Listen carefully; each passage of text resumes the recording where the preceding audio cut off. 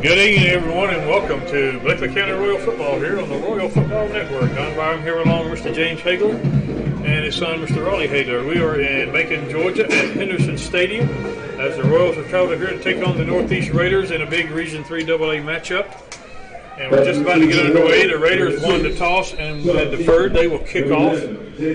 Back deep for the Royals is number 11, Mobley, and number 6, Jenkins. They're standing at about the own 13-yard line. And it's a high, short kick, and one of the up men is going to take it at the 30s, at the 35, and tripped up about a 36-37. It was number 13, Aids. And the Royals will have it first and 10 at their own 35-yard line. And got on just in time tonight. Yeah, we have an early start time of 7 o'clock tonight instead of 7:30. Being it is, I guess, a weekday game change. Some of these kids have to go to school tomorrow, I guess. So. There is a curfew involved, but I think it may be waived tonight. Being it's a varsity level, I think the curfew only is for below varsity, JV and below. Yeah, and I want to point out on our starting offense, Zeb Dubois in again for Beau Dubois. Beau's still out this week, so Zeb Dubois in there at center. Sasser takes a snap, throws a quick pass out in the flat to Brown. He makes the catch, but he's hit right away, gain of about 1, and up to about the 36. Nice play by the Northeast defender there. He was right there on top of it. And it's going to be second and 9 from the 36 for the Royals.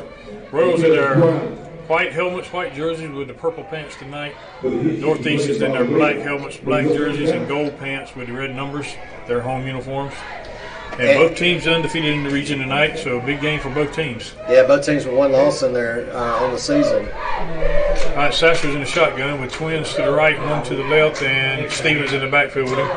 He'll send a man in motion. He gives it to Stevens, but Northeast had two guys blow it up, and he's going to lose yardage back to about the 34. The blocking was not there at all. Northeast just shot in there pretty much untouched. And Don, I was looking today at the Max Preps, and we actually have stats in there now.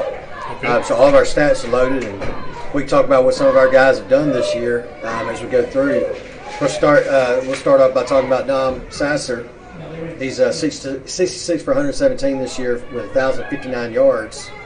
Third and 11, Sasser takes a snap, throws out in the flat, complete to Stevens in the back, out of the backfield. He's going to get a few yards, but not near enough. This tackle made up around the 38. It's going to be fourth down and about 6, maybe even 7 from right there, and the Royals going to have to punt it. He's had 15 touchdown passes on the year, so over 1,000 yards passing and 15 touchdowns. And what is this, our eighth game here? And Rozier will punt for the Royals, and I believe that is number 5 for Northeast back deep. That is. Did I see Hopkins? Hopkins standing by his own 28. And it's a high punt by Rozier. Hopkins backs up and going to let it bounce.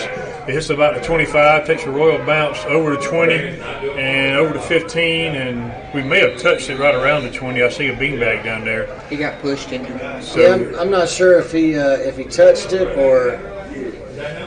They down it at the 13, but the beanbag's laying in at 19. And if it's first touching right there, Northeast definitely would take definitely would take the ball there. You pick up 6 yards, of course. So they'll take over right there. And James, they have a pretty good quarterback from what I understand. His name is Travion Solomon. He's only a junior, but he is a dual threat. He can throw it and run it. And he's one of those guys on defense. You probably need to know where he's at on every play. And he'll send trips to the right, one to the left, and one running back with him. I can't read his number yet. But Solomon is the number 1 at the quarterback. He's in the shotgun. He takes a snap, and he gives it to the running back on the replay. He tries to base it out to the left. He's got a little room up to about the 25 and brought down right there. So it's a nice gain on first down for the Raiders, and they'll have it second and about 4 from the 25. That was Edwards on the carry. Second down and about 4 from the 25 for the Raiders. Again, Solomon in the shotgun. He'll send twins to the right, and one guy to the left, and Edwards is in the backfield with him. Yeah, Solomon's thrown for 843 yards and 8 touchdowns on the season. He's rushed for 172 yards. Takes a snap. He throws out the flat, complete to number 2 behind the line. He breaks one tackle, goes up to the 30, 35, 40, 45, and run out of bounds right at midfield. That is number 2, Griffin on the reception. Yeah, that's a big whiff there in the backfield on that tippy tackle. You can't go down like that trying to take them out. You got to make sure you make sure tackle, especially when you got nobody behind you to block or to pick up the slack. Right, that went from should have been maybe a 2 or 3 yard loss to a big gain all the way up to midfield. Yeah. So the Raiders have it 1st and 10 from the 50. Solomon shotgun again, trips to the left this time, one right. Edwards in the backfield with him. And he'll give it to Edwards on the read. He bounces off right. He tripped up right at the 45, but he regained his footing. Gets down to about the 42, gain of 8, and he tripped over his, I think his right guard's feet when he got pushed back, and then I thought he was going to go down right away, but able to get his hand down and stay up. And it's marked at the Bleckley 42, so Northeast on the move. They picked up one big play, and now they have it 2nd and 2. And Solomon in the shotgun again. Twins on each side with Edwards just to his left in the backfield. He takes it and he gives it to him on the read again. We hit him right behind the line. He gets right. I think he might have got back to the line of scrimmage, and that's it. Well, they didn't get back to the line of scrimmage there, but could have had him for about a yard or 2 loss from where he was hit. So it's going to be 3rd down and about 2 for the Raiders, and probably 4 down territory here unless we can make a big negative loss here on this 3rd down. And that was number, was that number 11? Actually, I'm sorry, James. I say Edwards, that's Evans. Evans, yeah. Evans, their leading rusher on the year with 320 yards on 48 attempts. 3rd and 2 now. Twins on each side. Evans in the backfield right beside Solomon. He's in the shotgun. Solomon will take it. He'll give it to Evans on the read, and he's got the 1st down over the 40 to about the 39, maybe the 38. Just run it right off tackle there and got a good block. It was a pretty good hold, but he only got 4, but he only needed 2. So it's 1st and 10 Northeast from the 28. And James on Georgia High School Daily, this was one of their top games as they preview so many, maybe 5 or 6 games a week. This was one of their top games. Well, in the AA rankings, we're ranked number 5, and Northeast is ranked number 21. Trips to the left this time, one to the right. Evans in the backfield right beside. And there's a flag down. Did they move early? I think they did, yeah. False start on the Raiders, so that'll back them up 5. Be 1st and 15. James, if you look across the way, it didn't look like a big crowd here from Bleckley, but it's such a big stadium over there. It is a huge. They're spread out. If over there. it was a smaller stadium, you can tell there is a good crowd here. They just spread out everywhere. Yeah, if we were in the stands like at was it Lamar County or Jasper County? Right. It looked like we had a really big crowd. 1st and 10, trips to the left. Solomon takes it. He gives it to Evans again on the read, trying to bust it to the right side, and he's run out of bounds right around the 42-yard line. He might have got a yard. It's going to be 2nd down and about 14, maybe. I didn't see who was the first one to hit him, but number 10, Height, came in there, and you may have heard some ooze in the background from the Northeast guys here, but he got him right at the line, so if he had been a step later, he probably would have gotten a flag on that one, but luckily it was close, wasn't it? 2nd down and about 14 from the 42-yard line. They got to get down to our 28 for the 1st down. Solomon shotgun. He has twins on each side with Evans just to his left in the backfield.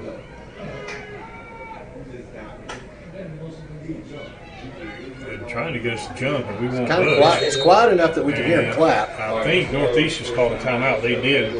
With 7:06 to go in the 1st quarter, there's no score here. A couple of shout outs real quick.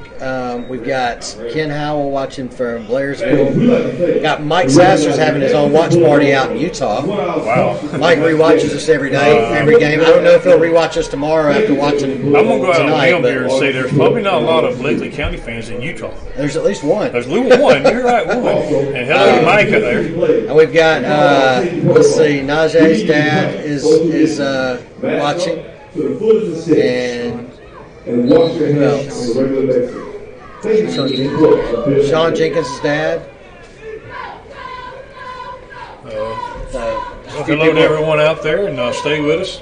We're early in the game, no score, 7:06 left in the 1st quarter. Northeast just burned their first time out. They have it 2nd and 14 from the Bleckley 42-yard line. After a false start, backed them up 5 yards. Solomon in the shotgun. He has twins on each side, and Evans to the right of him this time in the backfield. And he's going to drop back to throw this time, and he's throwing down the left sideline, and he overthrew everybody by about 10 yards. I mean, I think if Usain Bolt was on their team, he might have run that down. But you could tell coming off. You could tell when he let go of that was going to be long because he he put some oomph into that throw. He probably wanted to hold that another second at least, and he might have had the guy there. Their receiver and our defensive back was at about the 15, and the ball landed at about the 5. So neither man was close enough to make a catch. It's 3rd down and 14 now, so a big 3rd down for the Royal defense here. Maybe we can force a punt here if we can hold them, not giving up a whole lot anyway. Solomon in the shotgun, and he drops straight back to throw. Still looking, throws over the middle of the field and overthrew a man running a deep slant right around the 30, incomplete. It's going to be 4th down. Well, he put it where only his receiver was going to get it. His receiver, if he had gone up, I think, fully instead of half-heartedly, he might have pulled that one down. So 4th down, and they will send the punt unit on, and punting for them will be number 8. Is that number 8?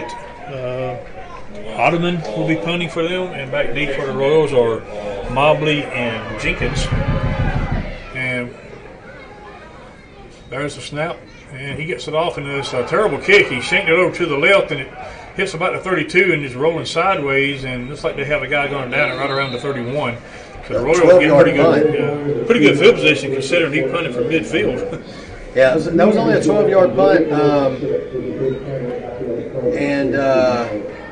Here's a note here too on their point after, or their PATs and field goals. Their kicker is 4 for 10 on the year on PATs. Not much of a kicking game. No. And we that punt, not much of a punting game. No.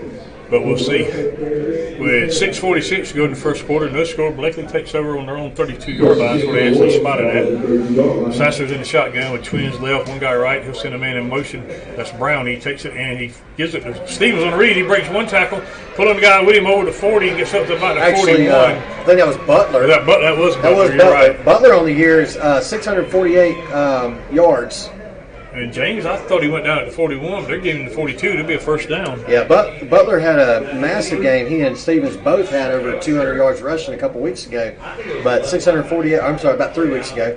648 yards on the season for him, 494 for Stevens. And there was a hole there, but one guy closed on him to keep him from making a bigger run. But it is 1st and 10 from the 42. Sasser shotgun, twins to the left, one right, and he'll send that man in motion. That's Mobley. He fakes to him and gives it to Butler on the draw play. Butler's over to 45 and near midfield before he's brought down. Gain of about 7, maybe 8 on the play. Butler's only a sophomore, but his huge runs and games this year have given him quite a bit of recognition. From what I understand, he has actually moved up on the onto recruiting, at least with a 1-star. And they mark it right at the 50, so it'll be 2nd 2, gain of 8. So Sasser shotgun again, twins on each side with Butler in the backfield with him. And he looks to the sideline to get the play. Now, I mentioned we had thrown for over 1,000 yards this year. We've rushed for 1,263 so far this year. Sasser takes the snap, gives it to Butler again, same play. He's going to get the first down, pulling the guy with him over to 45. Still going. And finally brought down about the northeast 43. He almost slipped through that last tackle. Well, that safety saw the guy dragging and thought he was coming down, and all of a sudden had to throw a shoulder into him and help him out. Butler almost pulled away from him, would have got several more yards had he did it, but he didn't. It's 1st and 10, however, from the northeast 43-yard line. So the Royals on the move now as we went 3 and out our first possession. We got Walt Parks has joined us. In the shotgun. He'll move Mullis over to the right. He gives it to Butler again. This time he's hitting the backfield. He's going to lose yardage. And actually, that was Stevens. I keep getting those two mixed. They look so much alike. Stevens had nowhere to go right there. He just kind of ran into the back of everybody, and they had. I'm not sure how big he is, but that nose tackle they got. He's a pretty big boy. I was noticing him on the not first height, series. but he's taller, but he's not. I was noticing him on the first series. It's going to take some pretty good blocking to get him out of the way. Loss of 3 on the play. Back to the 46, 2nd and 13. Sasser in the shotgun. He'll send Mobley in motion. He fakes it to him and gives it to Stevens on the draw and nothing again. Matter of fact, he might have lost another yard. Yeah, so they've got that. They've got the receiver coming across and faking to him, and then sticking it in the running back's gut and letting him kind of that delayed draw almost. Not really, but the defensive ends are getting upfield, and the tackles kind of stay home on those. So that's sending Mobley in motion. That's kind of like window dressing, I guess. That's 3rd down and about 13. They call it no gain on the play. And Mobley goes in motion again. Sasser will throw this time. He's rolling to his right. He's looking, got plenty of time. Throws down the right side, and you overthrew everybody out of bounds, incomplete. It's going to be fourth down. I think if you come underneath Mullis, the guy had a hand on him, a little more than he should have, maybe a grab there. Would have probably gotten called for pass interference if with the guy trying to cover him at that point. But all right, the Royals got the punt again. Rozier in the punt, and back deep is number 5. That is Hopkins back deep, standing about his own 17-yard line. So both teams have moved the ball a little bit, but they bogged down right around midfield or so. Both had to punt, and Rozier will punt it. And it's a high, pretty good punt. Hopkins retreats. He lets it go. It hits on about the 10, takes a royal bounce, and can we down it? I think we did about the 4-yard line. So good punt by Rozier and good coverage by the Royals. It was Caden Maxwell that down it there. He hit about the 10 and it rolled forward. Then all of a sudden took a side spin. Yep. And just what we wanted, and it was down at the 4. Well, they're going to put it on the 5-yard line. How about that? Well, it kicked back just a little bit, and that's where Maxwell actually grabbed it. So they're on their own 5, 1st and 10 right there. So it doesn't have our punting stats on here, but I will tell you from our kicking, we were talking last week, was that the first extra point that Fordham missed this year? Yes, it was. He's 26-27. And he's 3 for 3 on field goals, according to Max Preps. So the Raiders have it 1st and 10 from their own 5, 3:38 to go in the first quarter, no score in the game. And Solomon will come up to the line. They'll have twins on the right and the left, and has Evans in the back row with him. He's in the shotgun. Solomon and Evans both standing right on the goal line.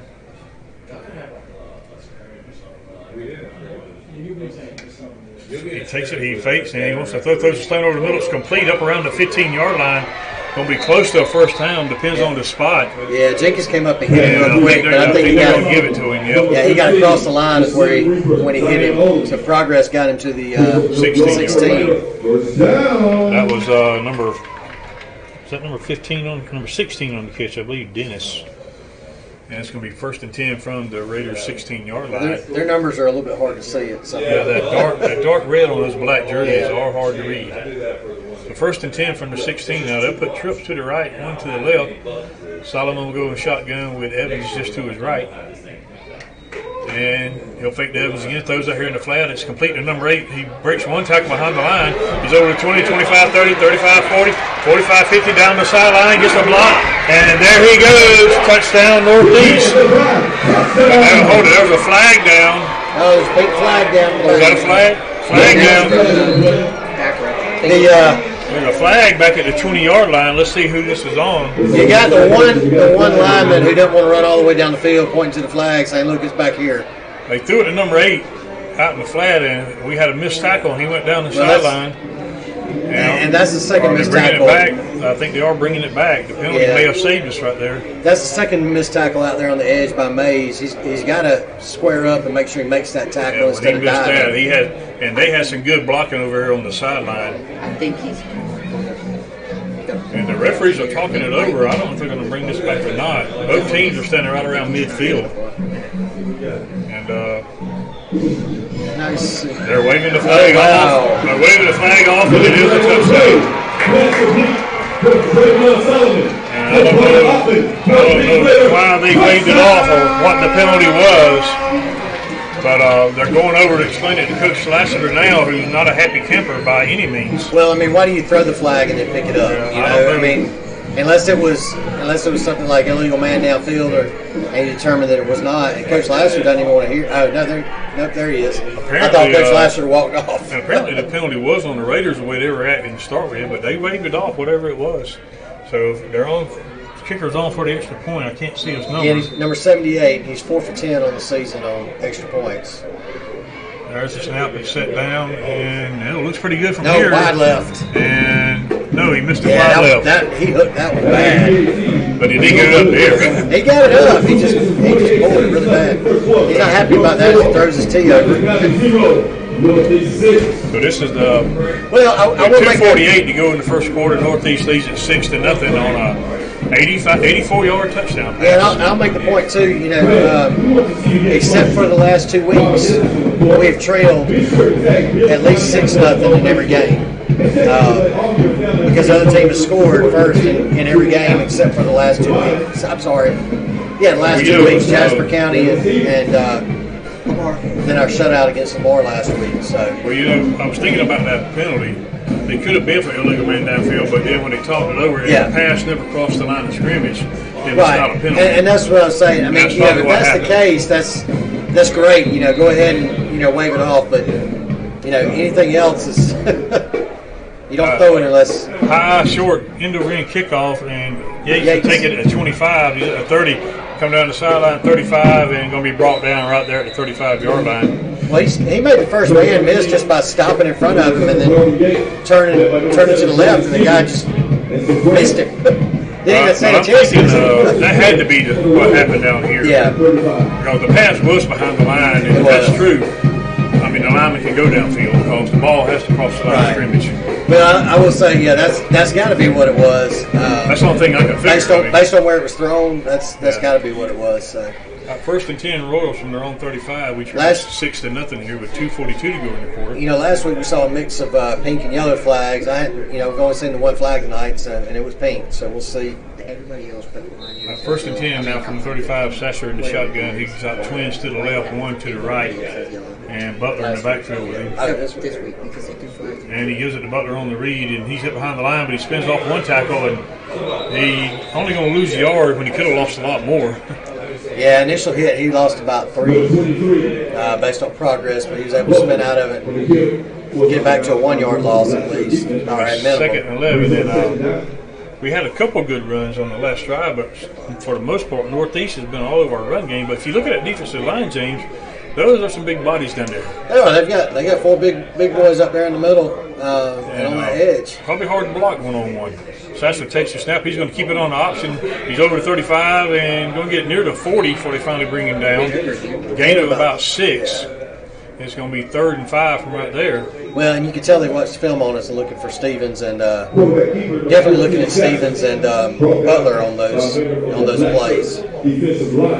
So 3rd and 5, and with 2:14 and counting here in the first quarter, we're down 6-0. We really need to keep the chains moving here. Everybody bunched in tight now. Sasser in the shotgun. He takes it. He's wanting to throw.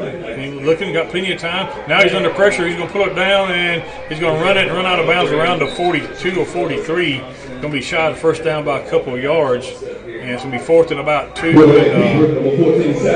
don't know if you noticed this either. They got 5 guys with a hand down in the dirt on the defensive side of the ball, so they're playing kind of a 5-3-3. They mark it at the 42. Be 4th and 3, and the punting unit will come on.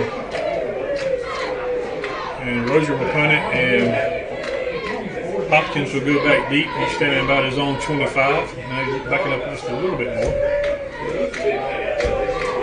Not the firepower we're used to seeing from our offense, but sometimes it takes a couple to get going. Rozier gets the punt off. Nice punt, and Hopkins will fumble it, and it's on the ground, but he got back on it on about the 27. Yeah, he went to his knees to catch it, and he went right through his hands. Yeah, that ball was knuckling on him a little bit, and it went right through his hands. And lucky for him, he sat on it kind of. Yeah, it kind of got caught between his legs. Yeah.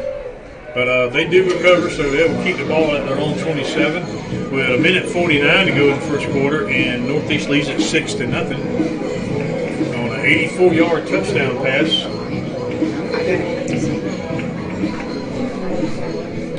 They'll bring it back to the line now. Solomon will be in the shotgun. He'll have trips to the left this time and one guy to the right. Evans in the backfield just to his right.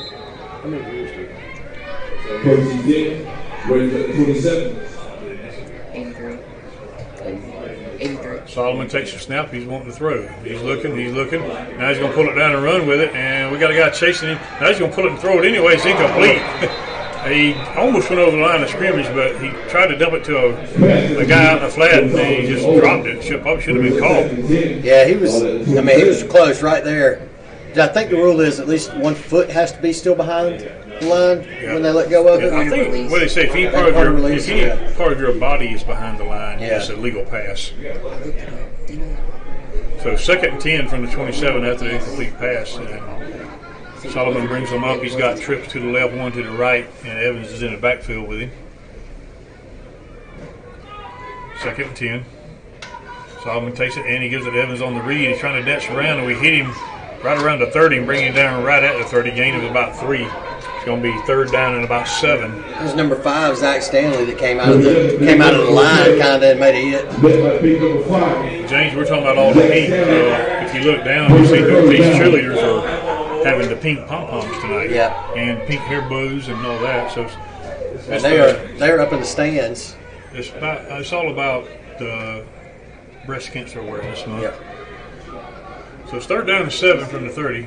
Solomon shotgun again with twins on each side. Evans just to his right. And he'll send a man in motion. And he takes it, drops straight back to throw. He's looking, throws a slant over the middle, it's complete. And they're going to get the first down. He's at the 40, still on his feet, trying to break another tackle. He's over the 40 and run out of bounds around the 44. He went. Yeah, that was number 6.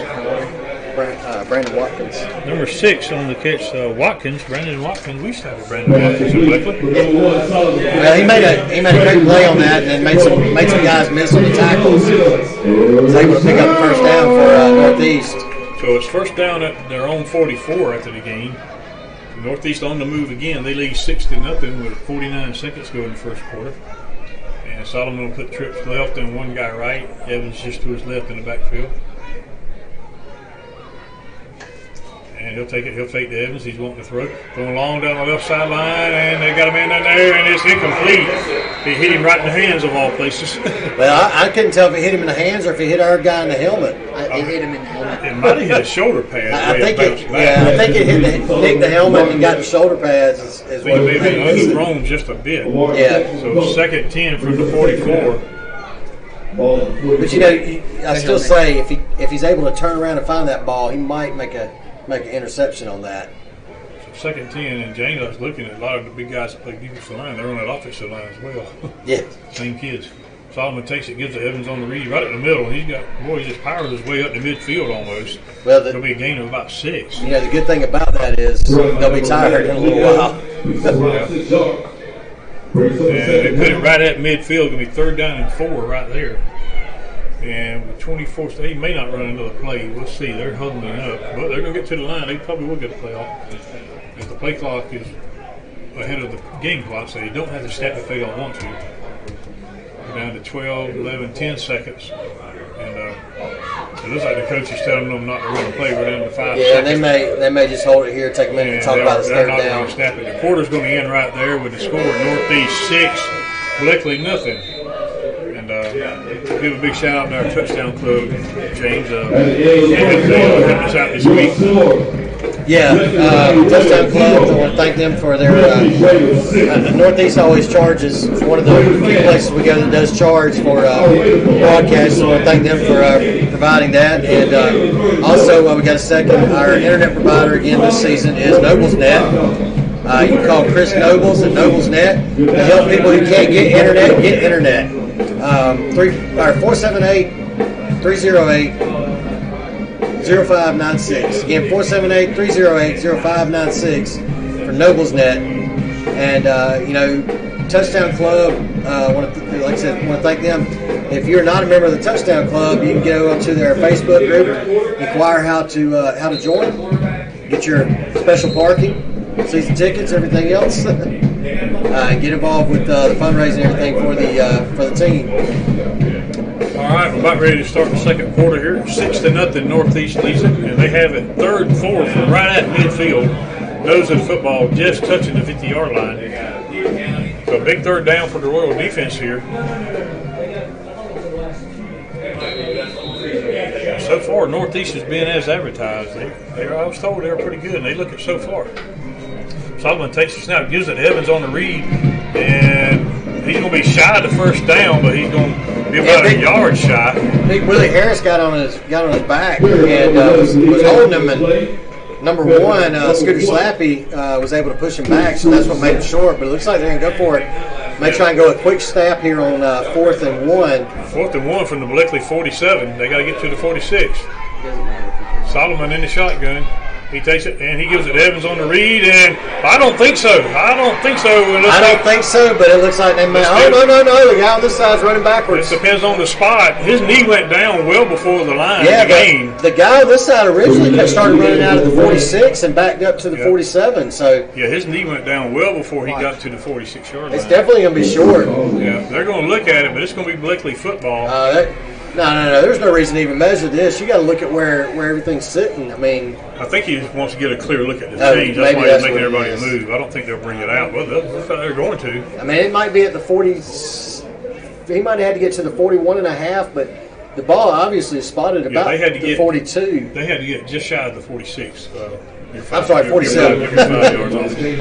The ball sitting at the 47. They had to get close to the 46. So unless they bend the change here, this should be well short.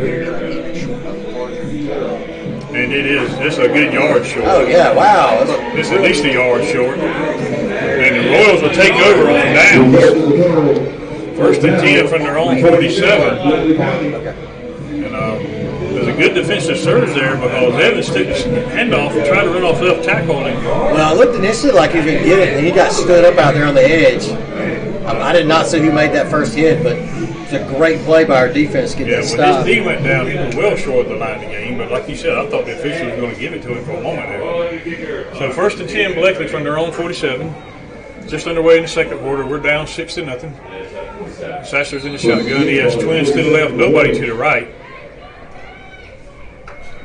And he's going to give Stevens on the read. He's got a little room this time, but they're going to shut him down right shy of midfield. Gain of about not quite 3 on the play. He's going to be second down and a long 7 or a short 8, which way you want to look at it.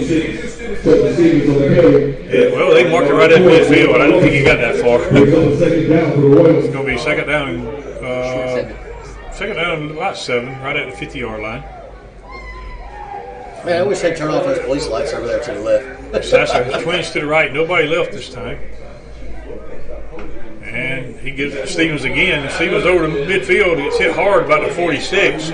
The hole was there, but it closed quickly, and they're going to mark it right at northeast 46-yard line. It'll be third down and about 4 from right there. Yeah, he got to that second level real quick, but then it closed up once he got there. Third down just over, not quite 4 yards. Third down about 3.5, looks like. We got to get just over their 43, and we're sitting at their just outside their 46, so almost 4 yards here. Third down, 10-18 to go in the half. We trail 6-0. You know before the Gators that sit there. And he'll put a single wide on each side, and Stevens in the backfield. Eli Mullis at the H-back right there. It looks like Coach Lester wants a timeout, and he does. Apparently, the play clock's about to run out. I see it now. Yeah. He saved us 5 yards there. Yeah, nice new video board here that wasn't here last year. You know, Yeah, they've done some work to this stadium. Yeah. Especially where you come in at the the gate. Got new gates, new ticket booths. I say those field houses, were they there last year? Or I don't. Or 2 years? No, it was last year we were here, wasn't it? I don't think they were. If they Last were, year we didn't get to run a lot of plays, or we didn't have a lot of plays counted because we had a lot of false starts last year. We had like 15. 72, I think, in that game. If it was here last year, they remodeled it. Yeah. I don't remember it. But anyway, it does look good down that way. And I did find out why we're playing over here at Henderson and not over at Thompson, where Northeast normally plays their games. Coach, athletic director Barney Hester told me that stadium isn't big enough to social distance with the fans. Okay. So Northeast is playing all their games either here or at Ed DeFore, as is Southwest. And we're at Ed DeFore in 2 weeks against Southwest. Southwest is playing their games over there and here. So Thompson Stadium not being used this year due to the COVID. All right, here we go. Third down, just outside the 46 of the Northeast. We need about 3.5 yards for the first. Sasser will take it. He will give it to Stevens on a stretch play. He's over the 45, and he's going to get the first down up around the 41-yard line. He got hit right at the sticks, but he fell forward to make sure, and it's going to be first down Bleckley right at the 41. So the Royals keep the drive moving with 9:49 to go in the half. Is that what we're playing this year?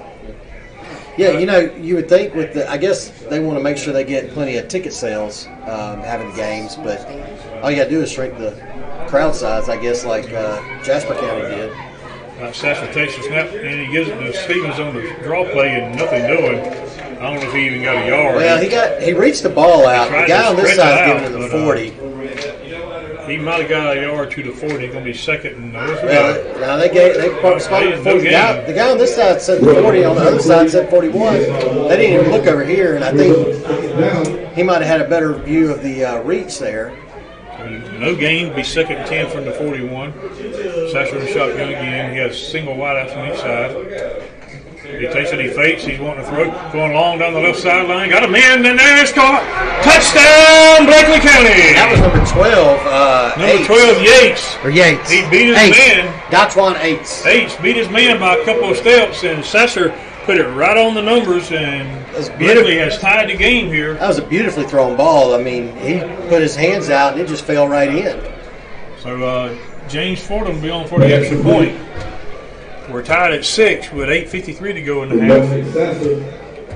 And Fordham will attempt the extra point here. Sasser will hold it.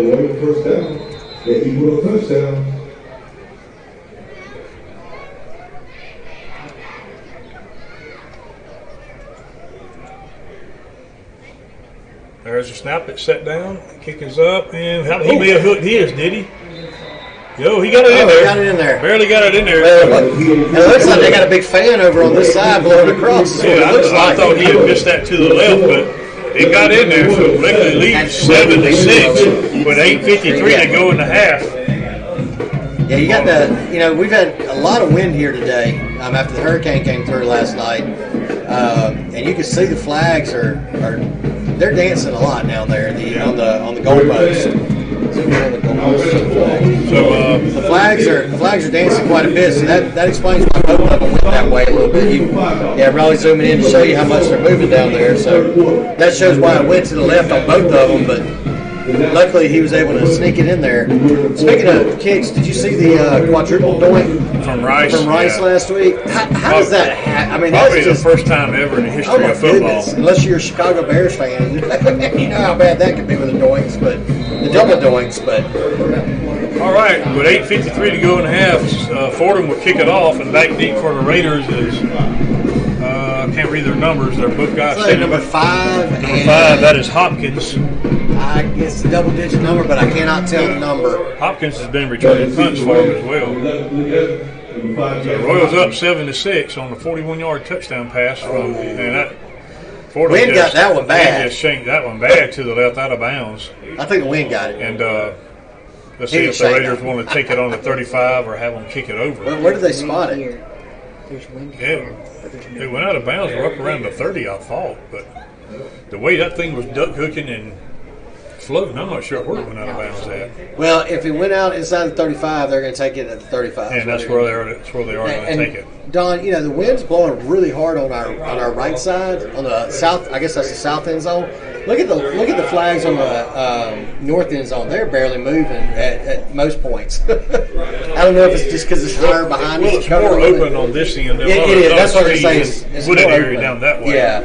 And behind us. is a hill, so that may be part of that. But all right, Raiders have it 1st and 10 from their own 35. Bleckley leads 7-6. We had 8:53 to go in the half. And Solomon will take the snap. He will give it to Evans on a stretch play, trying to get him run the left side. He gets away from one guy in the backfield, and we're going to have somebody bring him down. Maxwell tackle about the 40, gaining about 5 on the play. Good tackle by Maxwell. Maxwell, came out there and squared him up. And when he cut back in, Maxwell didn't bite too much on it and forced him back outside. Made the tackle with short-handed. Yeah, somebody had a shot at him in the backfield. Get a hold of him. Evans just had too much speed and got around him. It's getting that edge for that running back most of the time to pick up some yards. 2nd and 5, twins on each side. Evans in the backfield right beside Solomon. He's in the shotgun. He'll take it. He'll give it to Evans on the read right at the middle, and he's going to get up to about the 44. Gain of about 4 in play. He's going to be 3rd in the yard. Yeah, Newbern was the first one that was there and squared up on the tackle. James, look at these two offenses. They're pretty much similar. We spread it out, and we run a lot of read option, run a lot of stretch plays, and they're doing the same thing we are. So it's not something we haven't seen before. We see it every day in practice. Yeah, and they do too. Expect a lot of running throughout this game with those.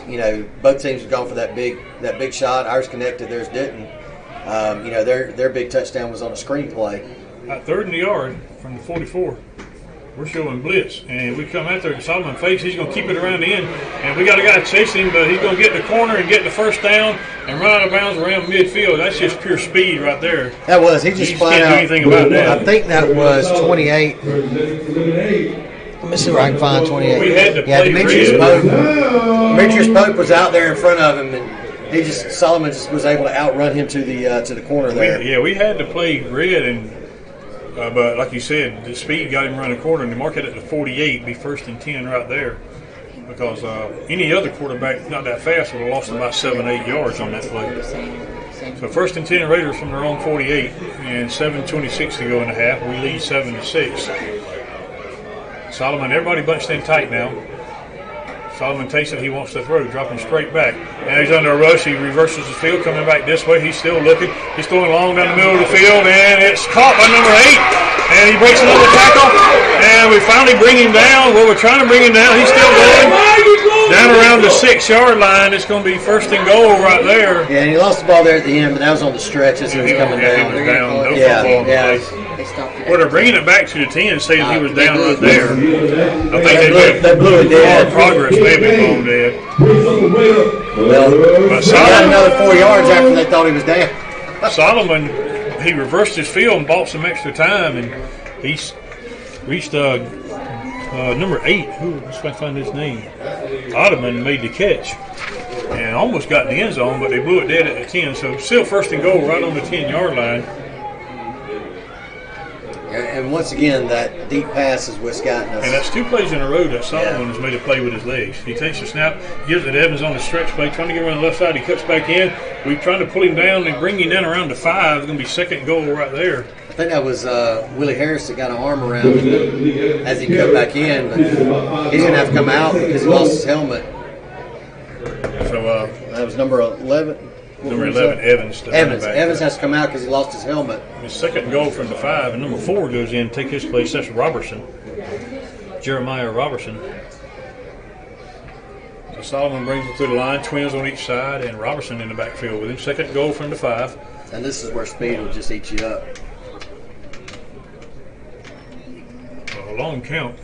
Solomon takes it, and he gives it to Robertson right up the middle, and he got to about the 3, gain of about 2. It's going to be 3rd and goal from the 3. And James, not to be a bearer of bad news, but Solomon's just a junior. Yeah. We get to see him next year. Well, And can he go to college early? And if I'm not mistaken, yep, Evans is a junior, so that 2-headed monster will be back next year. Yeah, and Evans is back in there. So it's 3rd and goal from the 3. Solomon brings him to the line. He'll split 2 wide to the right, 1 to the left. Actually, 2 to the left. Now, 1 guy will flip over, make it 3 wide to the left. Evans in the backfield with him. I look for that. Solomon may pull it, keep it himself here. And he is going to keep it. It's just a quarterback keeper all the way, trying to get him around the right side. He's got some blocking, and he's in there for the touchdown. We had guys over there, but he had some good blocking. We stretched him out as far as we could. He just found that little hole and jumped in there. And they had a couple of blockers out there. We had 3 or 4 guys out there, but well, we had the edge sealed off. He wasn't getting all the way around that edge. He had to find that hole to dive through, and that's what he did. So let's say he may go for 2 here. Well, no, are they sending in the extra point kicker? Yeah, they're sending in the kicker, number 78.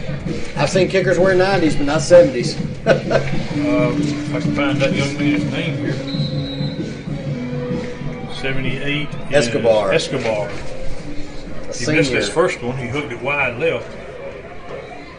And it's set down, and he hooked this one wide left, no good. And boy, their kicking game is nothing to write home about. Yeah, so he's 4 of 12 on the season for PAT. So just remember that. If they had a 4th down and goal, we're probably going for it. Well, see, that's what I was going to say. If we were able to stop him there, that was 4-down territory because there's no way they're kicking a field goal right there.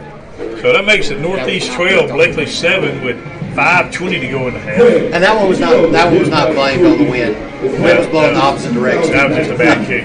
Yeah. Well, I will tell you, he could fix that if he would line up and put his plant foot just about 3 inches to the left. That ball would go straight and go through. But I won't tell them that until the game's over. So with 5:20 to go in the half, Northeast leads it now 12-7. And Escobar will kick it off. And he hadn't kicked off very deep tonight either. No, he hadn't. Matter of fact, our open end have returned both kicks so far. This will be his 3rd kick as they kicked off to start the game.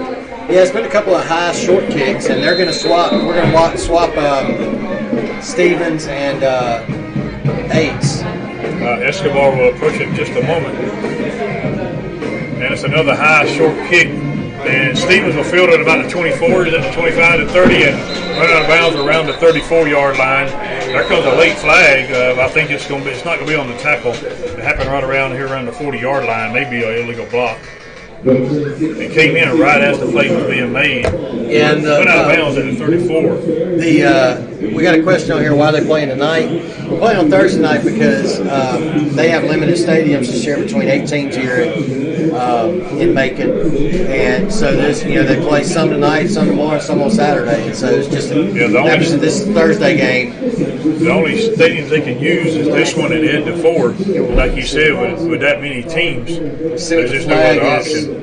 Holding against the Raiders. No. So that's going to be a 10-yard penalty. I'm sorry, holding against us. I don't know why I'm saying that. And, holding against us is going to be a 10-yard from the end of the run because it happened downfield.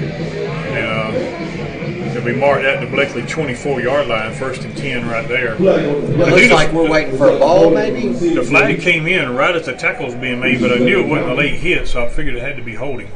And it'd be 1st and 10 from their own 24. With 5:16 to go in the half, it's Northeast 12, Bleckley 7. And Sasser will bring them straight to the line from the sideline. He'll split one wide out on each side. He has Butler in the backfield, and Eli Willis is lined up as an H-back right behind Mills.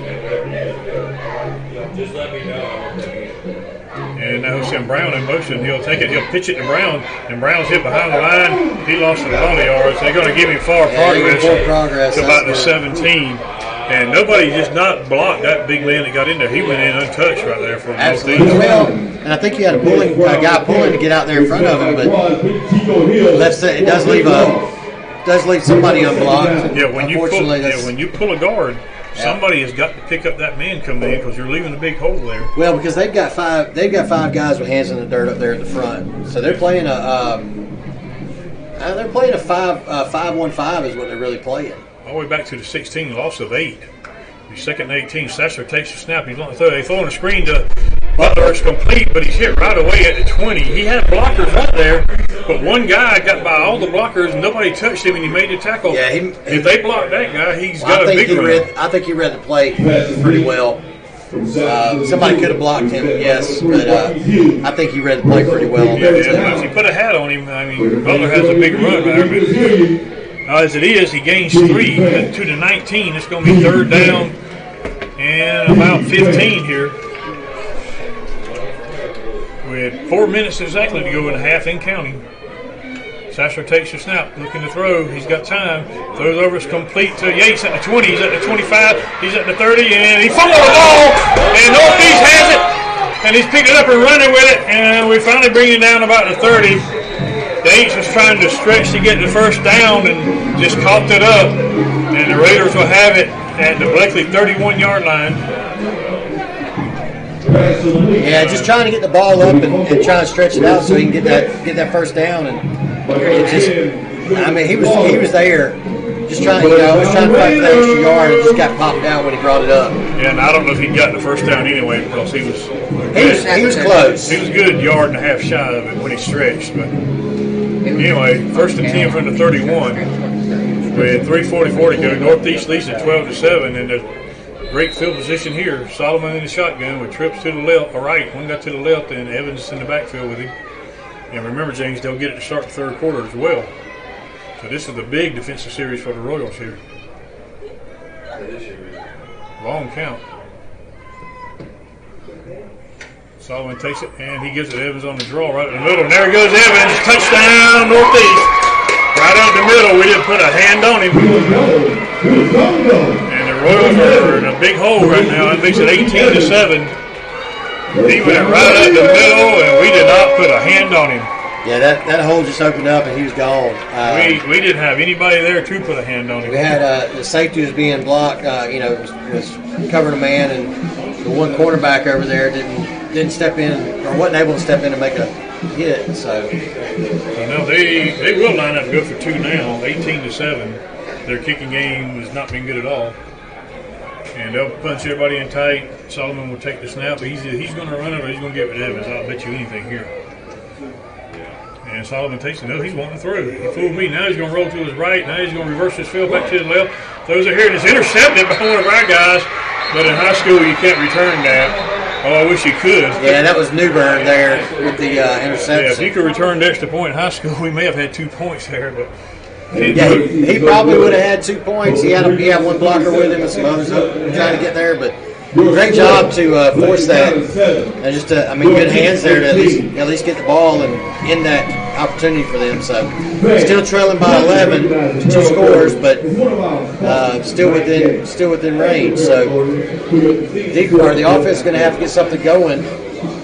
With 3:37 to go in the half, Northeast leads it now 18-7. They capitalized on the fumble. It only took one play to do it. Yeah, that would have been a great interception to have last time they were down there trying to run that stretch play. So Escobar will kick it again here. Boy, we need a big drive right here because it's getting late in the half and we're down 11 and they're going to get the ball to start the second half. There's the kick, another short kick, and Stevens will fumble it, and we got a guy pick it up. That's Mobley. They blew it dead. Why? They blew it dead for some reason, and I don't know why, because it was not Stevens down. might have touched it with his knee down, trying to pick it up. Might have been what they called. They blew it dead at the 32-yard line. Mobley picked it up and ran with it, but I guess they're saying Stevens was down when he reached down to touch it. That's the only thing I can figure. Stevens' knee was on the ground. The guy who blew the whistle was this official right here. He was way back here in midfield. Yeah, he really shouldn't even blown that whistle. No, he shouldn't have been anywhere near that. Because, he's way back here. The 2 guys covering, they got to make that call. And I'm sure they're trying to get an explanation that they can give to Coach Lassiter, but the only thing I could see is that, Stevens turned around to try to pick it up, and he might have had a knee on the ground when he touched it. And the official may have blown the whistle prematurely and then realized, well, I got to stop it now anyway. So. Yeah. And that happens. The official will blow a early whistle at times. Anyway, 1st and 10 from our own 32 with 3:33 to go in the half. We trail 18-7. Sasser in the shotgun, twins to the left, nobody to the right. And he'll give it to Butler on the read. And Butler's trying to bounce it out to the outside, but they just stretch that out, and we're not going to get anything on that. No gain on the play. Going to be second down. I tell you, they got some great speed out there in their They do get to the corner in a hurry, don't they? Yeah, they do. They get to the ball carrier in a hurry. They gave him about a half a yard. He'll be second down about 9.5 now. And I had noticed, is Solomon in there on defense? I haven't noticed. So second down and almost 10. They got about a half a yard on that. That was it. As we reach the 3-minute mark here in the half. Sasser in the shotgun. He has a single wide on each side. Mullis at the H-back. And he fakes and he gives it to Butler on the late draw, and he runs into a wall, and he does get free for a minute, but he's going to lose yardage back to about the 30. He just ran into a wall that had white jerseys and black jerseys in it. They're just pushing our offensive line back right now. They pushed 3 of our guys 5 yards deep in the backfield and busted the play up. And we are having a difficult time blocking them right now. Well, we're still trying to run the ball inside. The outside is difficult going too because they're so quick. So it's 3rd down and 12 from the 30. And we're at 2:15 and counting. Sasser takes a snap. He's looking to throw. He's got plenty of time now. Throwing long down the left side, and he overthrew Mobley. Mobley broke out, and Sasser threw it deep. I think Mobley was held up just a little bit there. Yeah, the defender fell down right around midfield, and it looked kind of funny, but I don't know if no flag on the play. So we're going to have to punt here, and the clock stopped at 2:07. And right now we need some type of momentum changer to bring Mr. Moe back to our side. We could use a turnover. Yeah. Boy, could we use a turnover right here. Well, who's that back? Is that 5 or 6? 5? That is 5. That is Hopkins back deep. Now Hopkins muffed the punt last time, but sat on it. Rozier will punt it. And it's a high, short kick. It's not going up to the left. It's going to take a sideways bounce out of bounds, and it didn't even make midfield. It's going to be at the Bleckley 47-yard line, I believe. Yeah, just from a kicking perspective, he had that ball too far inside on it. Wow. They marked it at the 49, but that ball went out. Bounced at the 48 or 47. It went out at the 47. That's where it hit. I was watching the official walk up the sideline, and the white hat dropped his hand, so he stopped at the 49. Yeah. That ball went out at the 47. We got 2 yards on that. Whoever goes out. But they have it 1st and 10 from the Bleckley 49 with exactly 2 minutes to go in the half, and they lead 18-7. And you can bet they're not going to sit on it right here. Yeah, so they're in a 2-minute drill here. Trips to the left, one right. Evans in the backfield, Solomon in the shotgun. He takes it. He'll give it to Evans on the read. He's up the middle. He's got room. He's over to 45, down to about the 44. Going to be a gain of 5 on the plate. Going to be 2nd down. They do have 2 timeouts remaining as well. So it's 2nd and 5 from the Bleckley 44 now. And Northeast is kind of taking over the game right now. To be all honesty, James, Northeast has got control of the game right now because we had the turnover that hurt us. Yeah. Then we went a quick 3 and out, and there's great field position again. 2nd and 5 from the 44 of Bleckley, and we're 125 in counting. They do have 2 timeouts. 12s on each side. Solomon in the shotgun. He takes it. He'll give it to Evans again right in the middle, and Evans up to about the 41, gain of about 3. Can be 3rd down and about 2 right there. I don't know if you saw that, but it looked like their wide receiver started early over here on this side. Maybe it was just me, but it looked like he went before. Third down and 2 from the Bleckley 41, and we're under a minute. We reached a minute. We're under a minute now. Clock running. 55 seconds to go. 3rd down and 2. Solomon in the shotgun, trips to the right. Evans in the backfield with him. We only got a 3-man defensive line here. And he gives it to Evans on the read. He tries to bounce it out. He's going to get the 1st down and more. He's hit hard about the 35 and brought down right there to be a 1st down. Yeah, he Raiders. spun around, and I'm sure you can see it on the video, but he spun around. About the time he turned back to head forward, Butler just leveled him. And it's at the I Bleckley say 35. Butler again, Maxwell. I don't know why I keep saying Butler for 21. It's at the Bleckley 35. They'll wind the clock. 35. They have 2 timeouts, but they're not using either one of them. Now, clock running 30 seconds. 1st and 10 from the Bleckley 35. Solomon in the shotgun. He has trips to the left. Now he's going to roll to his left. He's looking to throw. Going along down the left side. And touchdown, Northeast. He hit number 8 right on stride. And the Raiders have blown this thing open here in the first half. That makes it 24-7 with the extra point to come. Yeah, well, it looks like they're going to go for 2 again.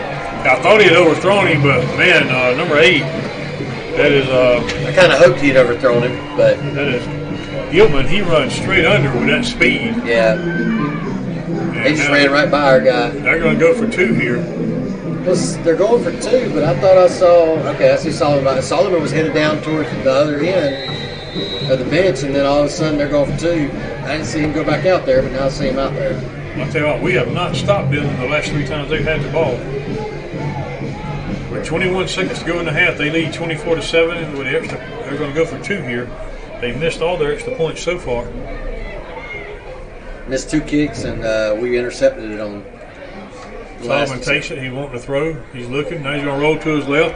He's under a heavy rush. He's still looking, and we're going to wrestle him down around the 14-yard line, and the extra point is no good. But I mean, still score 24-7 with 21 seconds to go. Yeah, unfortunately, we're getting those big time plays on the Extra point. on their 2-point conversions instead of on the defensive side of the ball. Now, I will point out, tonight is their homecoming, and they're going to be having a homecoming thing at halftime. We will be muted during halftime, but the video will be running for it the whole time. And so we'll take the 20 minutes. I don't know if I want to climb all those stairs down just to climb them back up, but you can see how, we're up above here at Henderson Stadium, and about 6 flights of stairs? About 6 flights of stairs to get up here. That's one thing he did not remodel. Yeah. All right. They didn't put an elevator in either. Let's go while we kick it off. Again, another short kick. Stevens will field it at the 34. He's at the 40. It's actually 45. Pope. No, that's not Stevens. Is it? That's actually Pope that took it in front of Stevens. Yeah, Pope, okay. It's number 28. And all the way up to the 48-yard line. So great field position, but we only got 17 seconds to go in the half. And like I said before, James, Northeast will get the ball to start the 3rd quarter.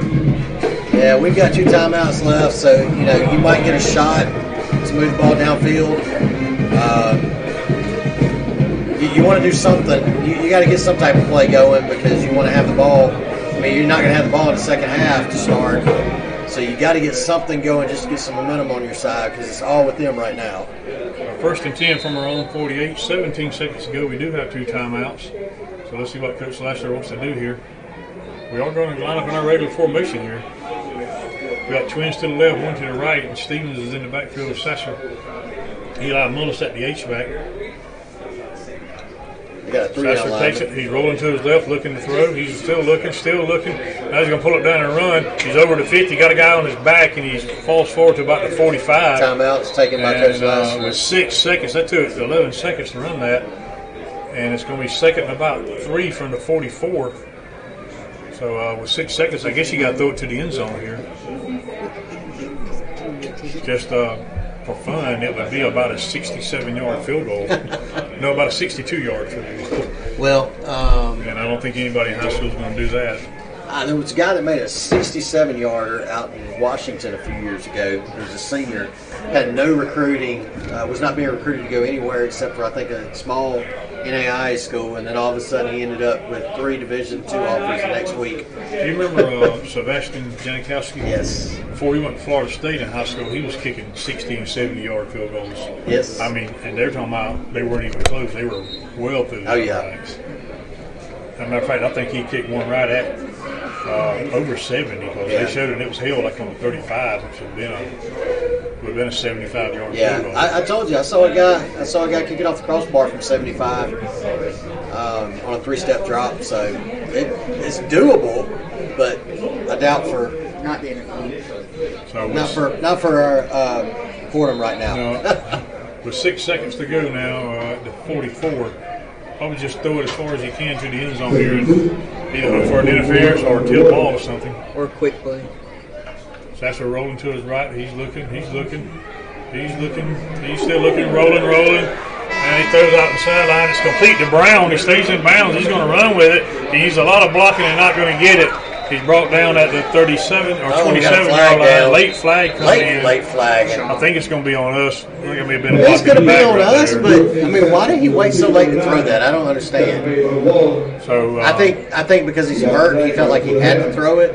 So that's going to be the end of the half with the score Northeast 24. I think it's going to be a comeback block. It is that blindside comeback block. So he did not decline it and take the play. He did not fist bump appropriately, is what the signal was there. That'll do it for the first half. We score Northeast 24, Bleckley 7. We'll be back in about 20 minutes, and we'll see you then. Enjoy the halftime show. You're listening to Royal Football on the Royal Football Network. I'll be back. Okay. What? So the Zoom meetings are back. I'll take care of that. They're not muted.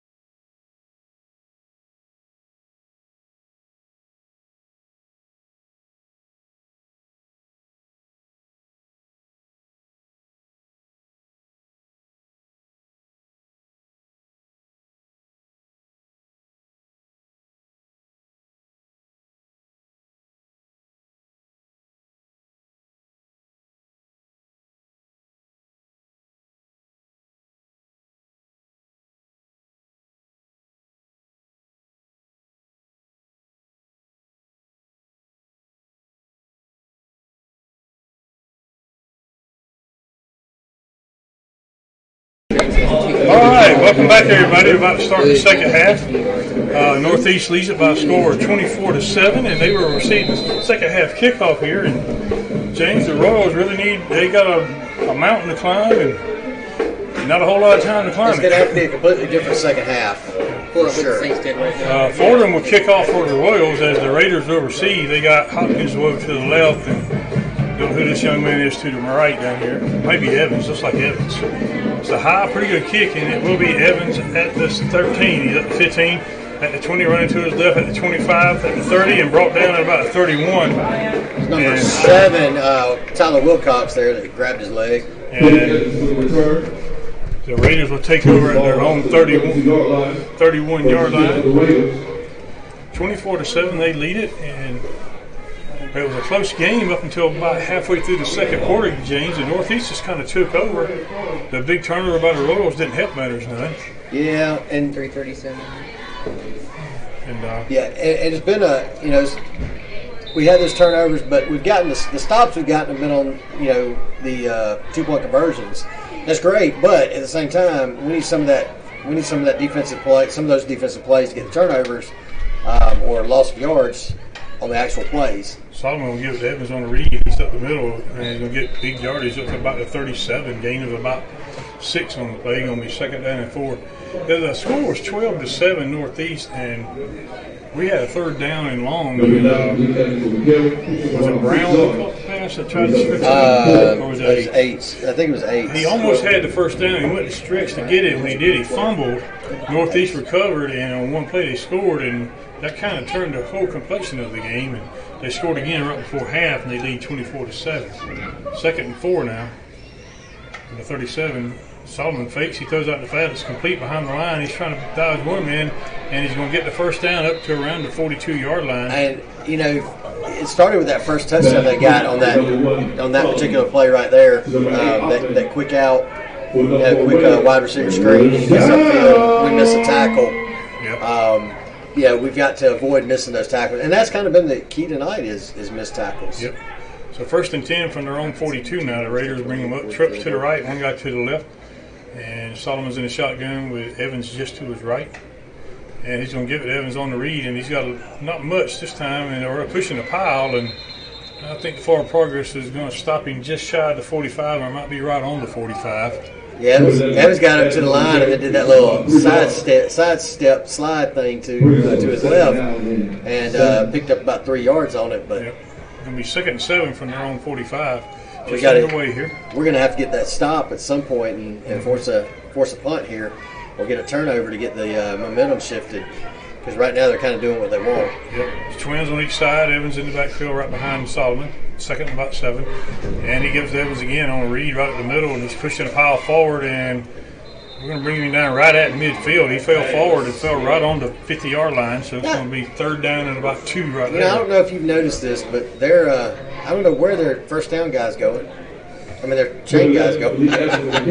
But their down marker guy is moving as soon as the play's over and not waiting for it to be told like you're supposed to do. That could cause a problem if there's a flag. Is a bigger what I'm thinking of. Third and 2 from right at midfield. Hard count, but we don't jump. They're sitting right on the midfield stripe. We got trips to the right, one to the left. Evans is just to the left of Solomon. And Solomon will give it to him, and he's going, I don't know. I don't think he got it. They're marking the official on the far side. The official on the far side is giving him no gain. He's giving him right at midfield. So no gain. It's going to be 4th and 2 right there.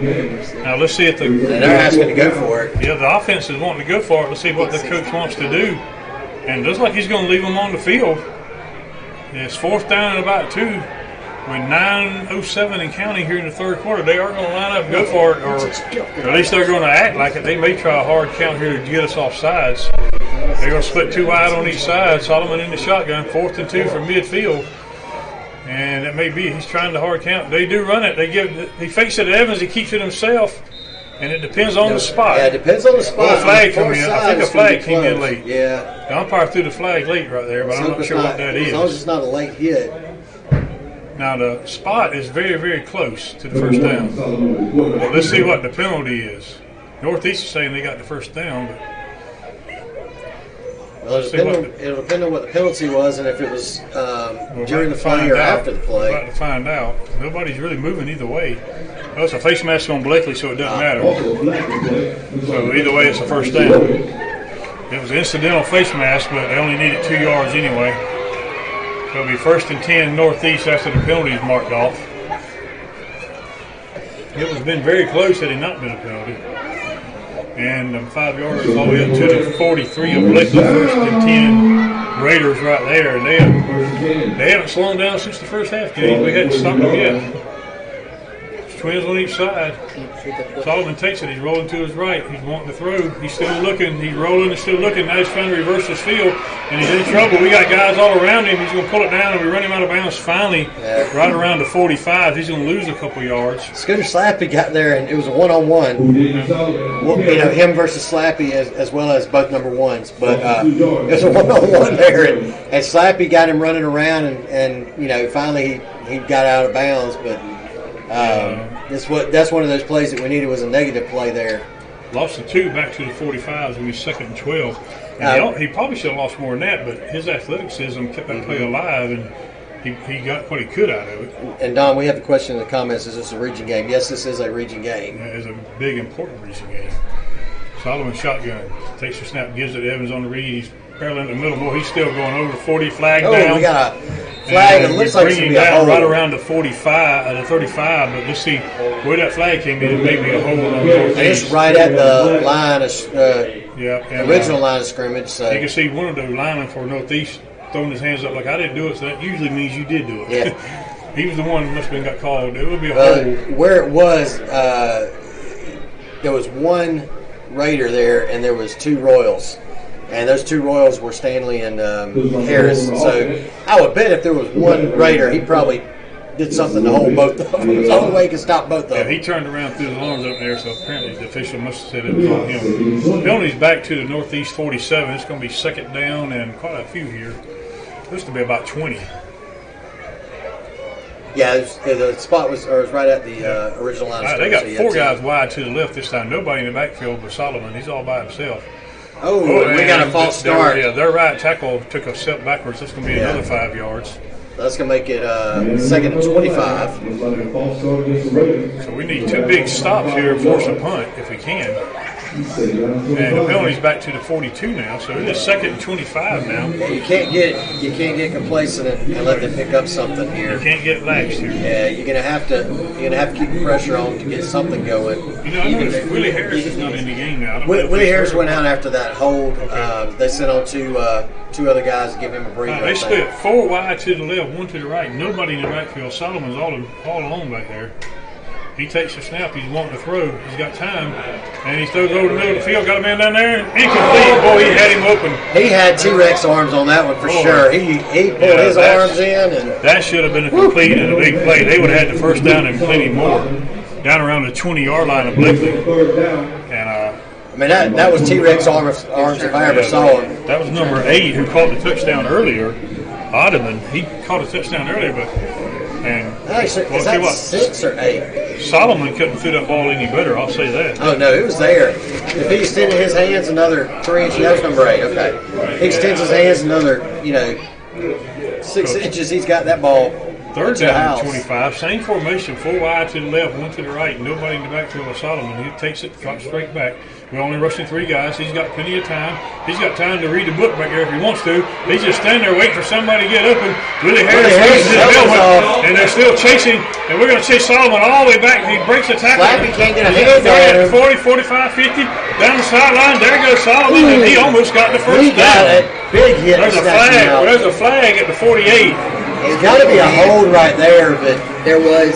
I don't know how there's no flag back here because the guy flat out ripped Willie Harris's helmet off. Solomon retreated and reversed his field and run all the way back to his own 25, and we couldn't get him, and he ran down the sideline and ended up being about 4 yards short of the first down. Now Harris is but there's a flag at the 48 on the northeast side, and let's see what the penalty is here. The white hat talking to Coach Sasser. I think Coach Lasser's wondering why the flag getting further back, and they're telling Harris he's got to go off the field. because his helmet came off, but that's not really right because his helmet got ripped off. There's a hold on Northeast. It'll be marked off from their 48, so it'll remain third down. We only rushed 3 guys, and we couldn't get any pressure on him. He was stood back there all day long. Yeah, Newburn was kind of a spy, I think, and he stepped up, and Slappy just could not get a hold of him out there on that side. Yeah, back around the 25, if Slappy makes that tackle there, it would have been a big loss. It's going to be third down from their own 39-yard line. 28 to go. And again, we're only going to rush 3 men again, James, and play 8 back, I guess. You got to get some pressure on sometimes. Now we do line 4 on the line. Just see if they all come or not. It looks like we're kind of getting a spy on it. They're backing him off, and they're only rushing 3. Solomon looking to throw, and he's wanting to throw a screen, but we're going to sack him back around the 28-yard line. We finally got to him. 15.99. And it's going to be 4th down right there, back at their own 28. So just what the Royal defense needed. Yeah, I mean, we finally got some pressure in there. Got 2 guys right in his face. They both came free at the same time. And I was surprised it took that long to get him down once they got 2 guys in his face because I thought he was about to get out of that too. And it looks like number 8, Ottoman, will punt. A 12-yard punt his last attempt. He's only punted once tonight. There's a snap, and he gets it off. A little bit better punt this time. Fair catch call by Mobley at the Bleckley 47. So great field position for the Royals here. And, boy, that's a big defensive stop there. They were moving again, but a couple of penalties really helped the matter there. Yeah, a couple of holding penalties to back them up big time and a false start. Got them way behind the chains, and we finally were able to take advantage of it and finally got a sack on him. That's been the one thing we haven't been able to do tonight. Every time we've gotten him cornered, it seems he's pulled some Houdini-style magic and gotten out of it every time. So they mark it at the 46, 1st and 10 right there. So great field position for the Royals that we needed. We're down 24-7, and with 6:27 to go in the third quarter, we finally get the ball back. First time we've had it here in the second half. Sasser takes the snap. He fakes. He's wanting to throw. He throws over the middle. It's almost intercepted, incomplete. Tried to hit Johnson on a slant. Yeah, I didn't see it looked like I didn't see the linebacker or the safety there that was coming across. Almost got a hand on it. But they used up almost half the third quarter. They did, didn't they? 6:22 to go now. For the 46-yard line, and boy, we really need something to happen here because Northeast has got all the mo in the world, as they say, and they have a huge lead. Sasser in the shotgun. He takes it and he fakes again, throws a slant over the middle, incomplete, trying to hit Ace on the far side over there. He had a guy on him, but no flag. He had a guy draped on him. I mean, and it's going to be 3rd down and 10 now. It looked like he was wearing a Raider cape. It's going to be 3rd and 10 as the Royals 2 incomplete passes here with 6:18 to go in the third quarter. Last year when we were here, they couldn't keep the flags in their pockets. This year they don't want to take them out. So 3rd and 10, Sasser bring them to the line. He's got twins on each side. He has Stevens in the backfield with him. He can see you. Let's go, D. He'll send Eli Bonus in motion. Takes the snap. He's looking to throw. He's got plenty of time. Throws over the middle. It's complete to Johnson. He's got the first down. And trying to stay on his feet. He's at the 40. Hit hard. Brought down about the 38. But it's going to be 1st and 10. Bleckley right there. Johnson hung on to it after he took a big lick. And, I hate to see that. The guy can't, put the big lick on after he got the first down, and he jumps up and, does all his little dance. And what's the purpose in that? You just gave up a first down, 1st and 10, they mark it at the 39. Trips to the right. Sasser takes the snap, and he gives it to Stevens on the read. He tries to bounce it out. He breaks one tackle. He's over to 35. Gets tripped up over around the 32-yard line. Going to be a gain of about 7, maybe 8 on the play. Going to be 2nd down right there. One of my favorite things to do in these plays is to watch what Mims is doing. That time the guy that he was blocking dropped back. Like he didn't want any part of it. They mark it at the 31, gain of 8, 2nd down and 2. So the Royals on the move now. We really need it here. We're down 24-7, and we're at 5:25 and counting here in the third quarter. That touchdown cut it to a 10-point lead. Sasser in the shotgun. He'll send Mullis in motion again. He takes the snap. He gives it to Stevens actually a Butler on the read, and he's got the first down and more. And they're trying to push the pile around the 25, and they're going to blow it dead right there. It's going to be first down Royals at the 25-yard line of Northeast. Yeah, just to recap on the scoring, they scored first, went up 6-0 after missed extra point wide left. We scored and took the lead 7-6 with what was that, a 50-yard touchdown pass somewhere around there? Sasser shotgun. He'll send Mullis in motion. Lines him at the H-back. He gives it to Butler again. Butler trying to cut in the same play. He's going to get a few yards up to about the 23-yard line, gain of about 2.5 as the ball was just outside the 25. After we went up 7-6, they scored another touchdown and then 2 more after that, but missed the extra point wide left and have gone for 2 twice, and we've stopped them on those 2-point conversion attempts, and so that's how we get to the 24-7. Second down and about 8, not quite 8, just a little bit, almost 8. Twins on each side, and Mullis will line up at the H-back now. And he fakes this time. Sasser rolling left. He throws out in the flat, trying to hit Mobley, but overthrew him. Mobley takes a shot after the play, but no flag. Yeah, Mobley was shoved there. If he'd been shoved about a second earlier, it might have been called for pass interference. But it's going to be third down and 8 now. I thought he was going to dump it to Mullis right there underneath and let him run for a second, but he probably could have picked up 5 yards at least. Third down and 8, definitely 4-down territory here with the score like it is. If you got a good field goal kicker, you got to keep. You need more. Yeah, you need a touchdown. You need more than 3 points here. Yeah. Mullis will go in motion. Sasser takes the snap. He's looking to throw. Throws out in the flat, incomplete. Tried to hit Stevens and overthrew him. Or I say overthrew him. He kind of threw it out too much out in front of him. Yeah, just let him a little bit too much. And so you're not in field goal. You're not in field goal range. I mean, technically, a field goal could bring you to 14 points. Could bring you down to 2 touchdowns. I think you got to still stop them. Range. I think you got to keep going. No, yeah, absolutely. At this point, yeah, you got to get within 10 first. We've been having trouble stopping them. We got to get a touchdown. 4th down and 8. Big play here for the Royals. Sasser in the shotgun. Twins on each side. He takes the snap, drops straight back, looking to throw. Still looking. Now he's going to pull it down and roll to his left. He's wanting to throw it, but he ain't able to. He's going to run it, and he's going to be close to a first down right around the 15-yard line. Now, it depends on the spot. Boy, it's going to be close. He didn't have to get all the way to the 15, but he had to get, he marked it at the 26. I thought he got closer than that. On the far side, the guy's at the 26. On this side, the guy was a little bit closer. I thought he got inside the 16, but they're marking it at the 16. On this side, he's marking it closer, and he fell over the guy. That may be short of the first down. Do we have a flag down? Yeah. They're talking about something here. There may be a flag on the play. We'll see what the white hat says. But if this were his mark, they put the ball right there, I think it's going to be short. Our offense is walking off the field, so I'm not sure. But I thought Sasser got closer to the 15 than that. Yeah, his spot, that was a horrible spot. I mean, they backed it up a whole yard. They're calling it that way. I don't know what the penalty is here. Let's see. They haven't made a signal either way. Are they talking about the guy in the back of the end zone down there? Or are they talking about the band playing while we're snapping the ball? Let's see. It is a hold. On Northeast. How about that? Wow. That will be enough for the first down. That's an automatic first down, so that's fantastic.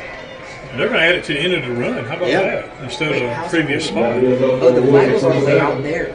That's why he was pointing to. There's a photographer in the back of the end zone. I thought he was wanting him to move when he was pointing that way. Maybe, but the flag was almost at the. So it's half the distance to the goal because he was first and goal from the 8. I think our offense was scared that when it was called holding, it was going to be on us. But luckily for us, it was defensive holding. So a big break for the Royals there. I think Sasser was marked short at the first. First and goal for an 8. Sasser takes it, gives it to Stevens, trying to get around the left side. He cuts back in. He's over the 5. Stevens near the goal line. Touchdown, Bleckley County. Stevens dove in right at the last second there. That's twice on 4th down. Once for us and once for them. That it's been really close, and the penalty actually put it over the top without having to measure. So the Royals needed that. Kind of like a hog knee slop, as they say. Absolutely. Well, we're gonna take the we're gonna go for the extra point here. James Fordham on for the extra point. It's 24-13 with 3:43 to go to the third. But a big extra point, a big touchdown there by the Royals, and an extra point to come. And again, a big extra point to make the lead a 10-point lead. Northeast loading the line. They're going to try to come after it. It's set down, and it is up and good. So the Royals are cut it to 10 here. Yeah, so, the good thing there is, we cut it to 10, so a touchdown and a field goal still to bring you in. But the defense is going to have to stand tall here and get this back. So 3:43 to go. Northeast 24, Bleckley 14, and James, I'd like to give a shout out to I've been talking about my buddy Goat here in the year. Yeah. Unfortunately, his father passed away yesterday, and I don't know if he's listening tonight. Probably not. But big shout out to my buddy Goat, and just condolences and prayers out to his family. His father passed away yesterday afternoon. Anyway, Fordham will kick it off. And back deep for the Raiders is Hopkins and Evans. You want to keep it out of Evans' hand for sure. Well, we got a quick second here to let me say our broadcast brought to you by internet's provided by Noblesnet. If you can't get internet, call Chris Nobles at Noblesnet. He'll help you get internet. 478-308-0596. All right, Fordham will kick it off with 3:43 to go in the third.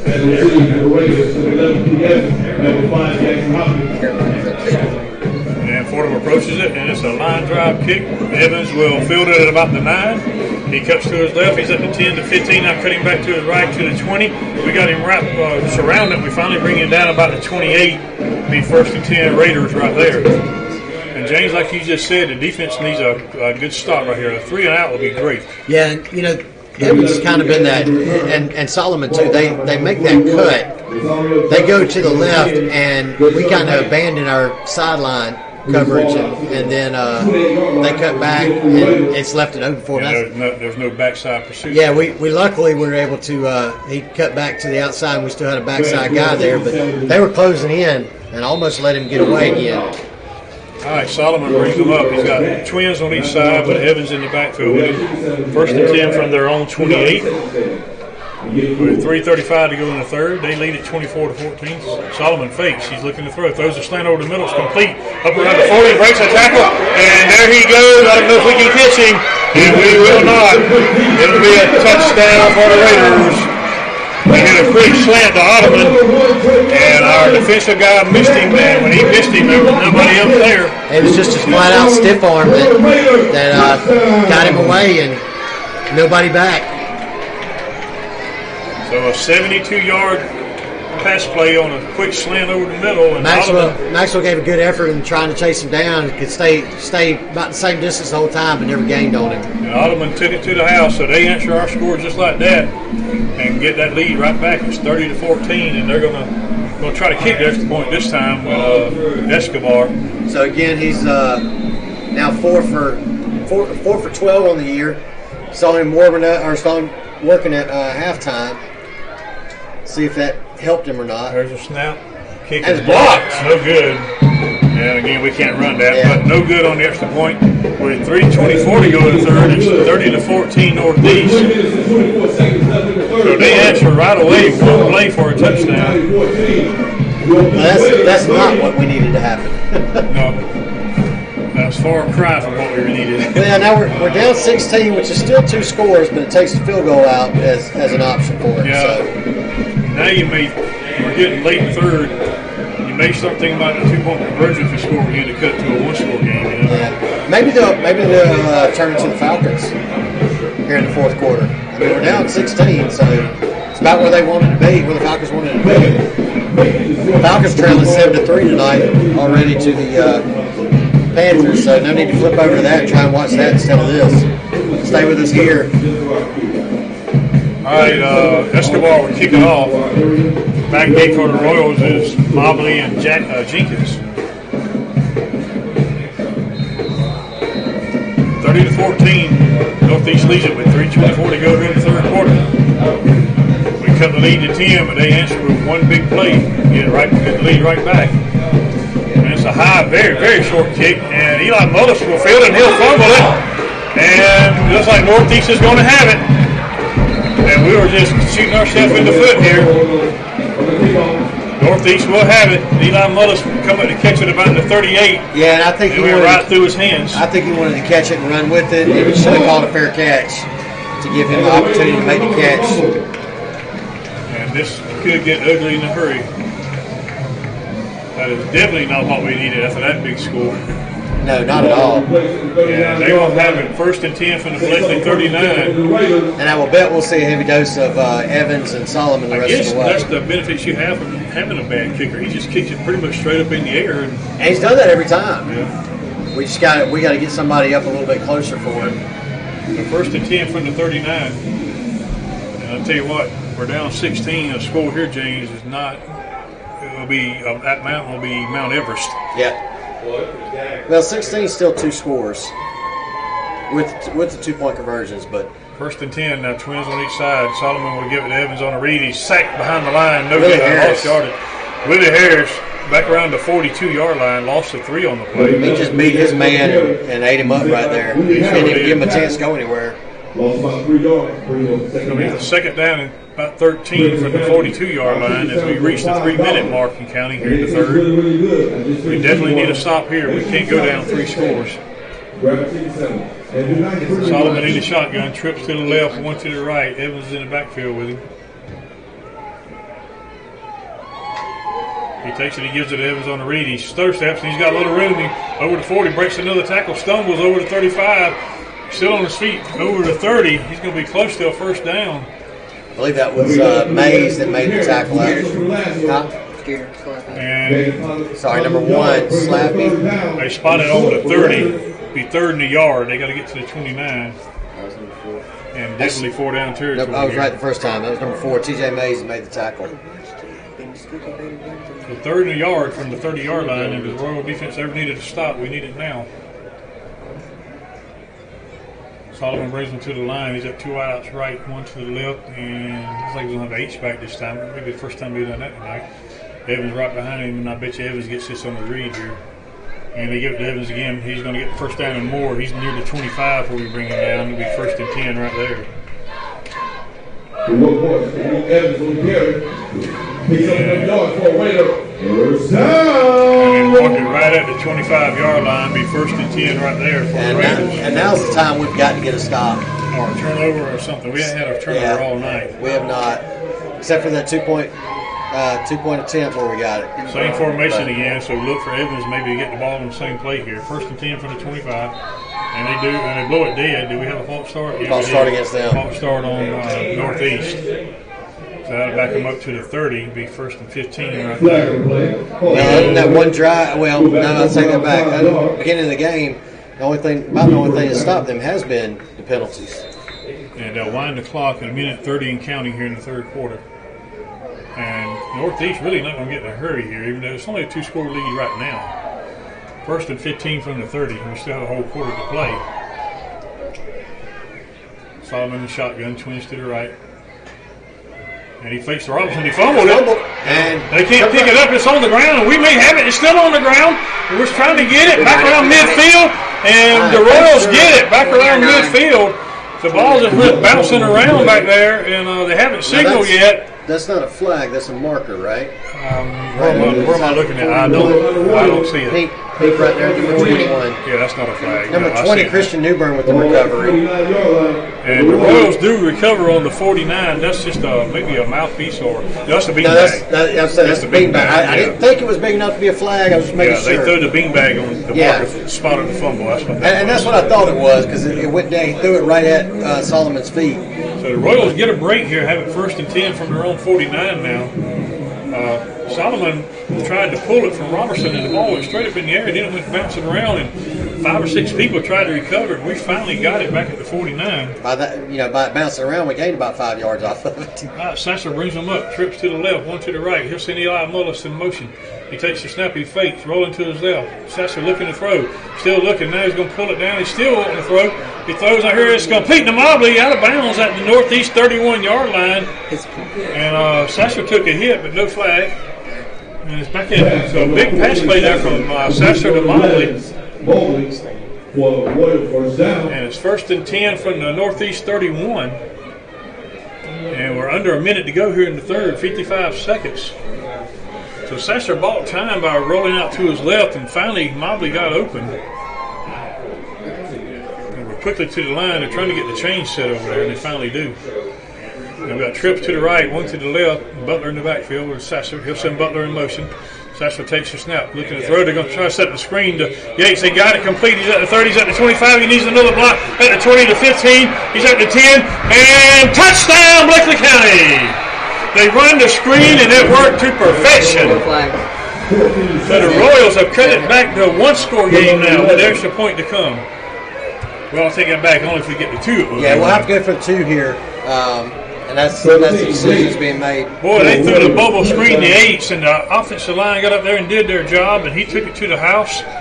And it's 30 to 20 now, and it looks like we are going to go for 2 as the offense stays on the field. Yeah, I don't know if you noticed when Butler went out right in motion, that drew a good bit of defense over that way, setting up for the screen over to the left. Right, we're going for 2 here to make it a one-score game. Sasser takes the snap.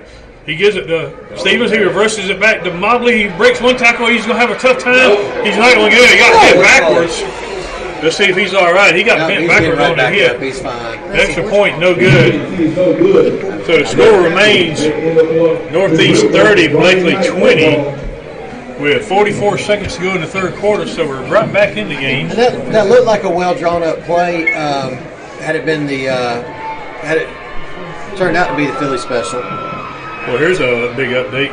Trevor Lawrence has tested positive for COVID. Okay. Wisconsin has canceled their game this weekend because 12 players. He will miss Saturday's game against Boston College. Okay. Well, they play Notre Dame next. So Clemson will be out their starting quarterback Saturday. Wisconsin, I was listening today, would be on their 4th string quarterback because they lost their starter, their backup. I'm sorry, 3rd string. Their backup is out for COVID, and potentially their 3rd string could test positive. They'd be on their 4th string quarterback if they were to play in the next 2 weeks. But all right, Fordham will kick it off, and they have Evans and Hickman back deep. Hopkins, not Hickman. 30 to 20, Northeast leads it with 44 seconds to go here in the third. That's a pretty good kick, and Evans will let it go over his head. He rolls out of bounds at the 7. Wow. If that ball checks up one more time. Oh, man. He took a chance by letting that go, but it paid off for him. Well, I don't think he intended. I thought he was hoping it was going into the end zone. As soon as it kicked sideways, he chased after it, but it got out of bounds before he could get to it. If he would have touched it. If it checks up one more time, it stays in bounds, and he's either going to have to recover or it's going to be a live ball. But, if he tipped it, then it's not. But apparently even the SEC officials can't catch that when it tips a finger. Only Auburn can do that. That's right. Only Auburn's allowed to tip it and still let it be a touchback. They're going to mark it at the 35. It's like Auburn's right there. Auburn's only one allowed to pass it backwards and it not be a fumble. Yep. It'll be 1st and 10 Raiders at their own 35 with 44 seconds to go in the third quarter. 30 to 20 Northeast leads it. The Royals are trying to claw their way back in the game here. We just can't give them another big play like we did earlier after we had cut the lead to 10. Now we're back to 10 again. Solomon in the shotgun. Everybody bunched in kind of tight, and he'll get to Evans on the stretch play. He tries to come back in the middle, and we hit him in no gain. They may give him just over 35. Well, Willie Harris got a hand on him and kind of spun him around. Yeah. And we're down to 30 seconds. They may not run another play. Not sure why there's. We had a helmet come off, so that's why they stopped it. No, they give him no. Oh, no, they give him a 1 yard gain on that. Yeah, give it to the 36. And, they will have to run a play. The play clock will start at 25. They are resetting it at 40, so they won't have to run a play if they don't want to. Play clock's at 39. The game clock at 26, so they don't have to run a play if they don't want to. They're going out there. We'll see if they do. Down to 20 now. It's 2nd and 9 from the 36. And it looks like they're not going to. Like they're going to let it run down here. Based on the body language. Unless they run up at the last second and try and snap it. And we're under 8, 7, 6, and that's going to be the end of the third quarter. When you score Northeast 30, Bleckley 20. We'll take a quick break. Be right back. You're listening to Royal Football Network.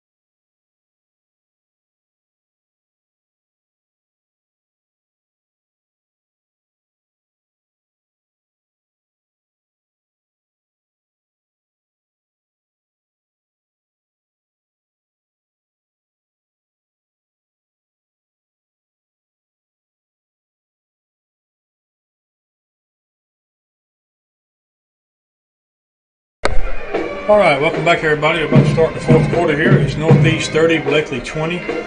Northeast has the ball 2nd and 9 from their own 36-yard line. And James going to be a big fourth quarter, but this is the biggest game in the region this week. The winner will be in first place by themselves, and the loser will drop back to second place. Yeah. So it's an important region game. Plus it'd be the tiebreaker because essentially if you fall behind one game, you're behind two games. Yep. All right, Solomon in the shotgun, trips to the left, one to the right, and he gives Evans on the read, and he's running to his own man, and we bring him down behind the line. Willie Harris got Harris again, and he lost a yard back to the 35. It's going to be 3rd and 10 right there. Harris with a few stops in the backfield tonight. Some good plays. So another big 3rd down for the Royal defense here. And it's 3rd and 10 from their own 35 now, just underway here in the fourth quarter. Northeast leads at 30-20. I think Harris still a little perturbed about his helmet being ripped off earlier in no call. 3rd down, Solomon brings him up. He'll run trips left and one guy to the right, and Evans in the backfield with him just to his left. We're going to run a 3-man line, it's like. We're going to have to keep that deep safety to make sure they don't hit that slant anymore. Solomon fakes. He's wanting to throw.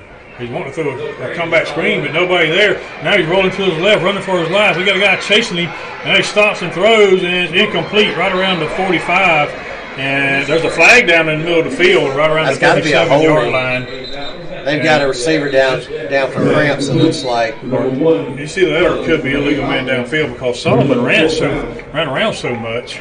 Well, did Solomon stay behind the line? I'm guessing he did. I think he ran past the line and then threw it. I can't tell you, to be honest. It was incomplete. So, depending on the penalty, it's going to be 4th down. If the penalty's on them, I'm sure Coach Sasser will decline it. And it is illegal man downfield on the Raiders. That would be declined. It would be 4th and 10 from the 35 now for the Raiders. And they have an injured man, like you said, just coming off the field now. Yeah, that's number 6, who caught their first, or one of their earlier touchdowns, I believe. Number 6, that is Watkins. Brandon Watkins. He's had a couple big catches, I guess, on the night. They are going to line up the punt here, but Solomon is lining up the punt. I'd keep my eye on him.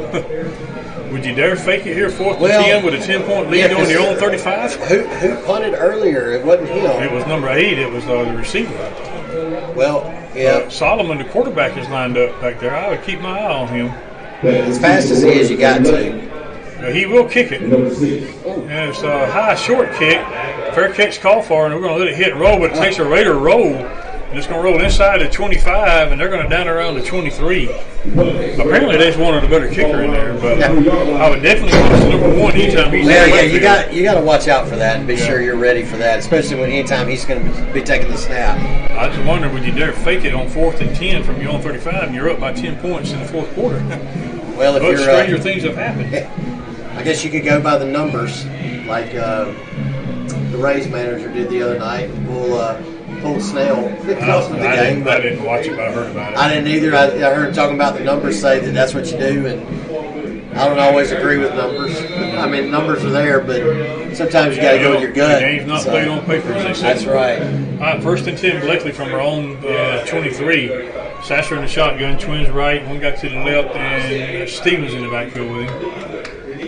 He'll fake. He's looking to throw. He's looking, throwing down the left side. Got a man. Oh, it's incomplete. Trying to hit 8 up around the 45-yard line. Oh, there's a flag down at the 40. I would bet it's going to be defensive holding based on where it happened. The flag laying at the 39. You're right. I don't think the ball was in the air when it happened. Let's see what the penalty is here. Although a PI would be good, would be beneficial here too. He just did the signal. I think he gave holding. Yeah. It would be a 10-yard penalty. That'd still be a first down. Still will be a first down. So it's from the original spot. So it'll be 1st and 10, Bleckley from their own 33 now after the defensive holding penalty. With 10:52 to go in the game, we're down 30-20. So, but you get that a lot of times when you get some of these defensive backs that have been playing both ways all night, and they get tired, and you got fresh receivers out there. So 1st and 10 from the 33 now. They had to change balls for some reason. I don't know. Well, they had one downfield, and they had to bring in another one. And Wilson playing 3 wide to the left, and they're all stacked together in the I formation way to the left over there. Sasser fakes, throws the screen over to Mobley. He got blocking, but he got tripped up and brought down around the 36. He had some blocking, but the one guy didn't get blocked, made the tackle. Yeah, he picked up about 3 on the play. We stacked 3 deep over there at receiver and threw it to Mobley and had 2 blockers in front of him, but they couldn't block the one guy that made the play. But he did get 3 yards. It's going to be 2nd and 7 from the 36. You know, I always like to see that stack play, and maybe see that, pump fake to the guy back and let the other guy take off downfield. 2nd and 7, and a hard count. They jumped, but no flag. Apparently he didn't break the neutral zone. Got Twins right, one to the left. 5 seconds on the play clock. You better hurry, Dominic. And he gets it off just in time. He gives it to Stevens on the stretch play, and he cuts back Butler, in. actually. Not much Butler, actually, yeah. They look so much alike other than their number. That's the Yeah, only and thing it's that hard to separates see them. that difference between the 3 and the 6 That's sometimes. the only thing that separates those two as far as their stature. Gained up to the 39. It's going to be third down and about 4.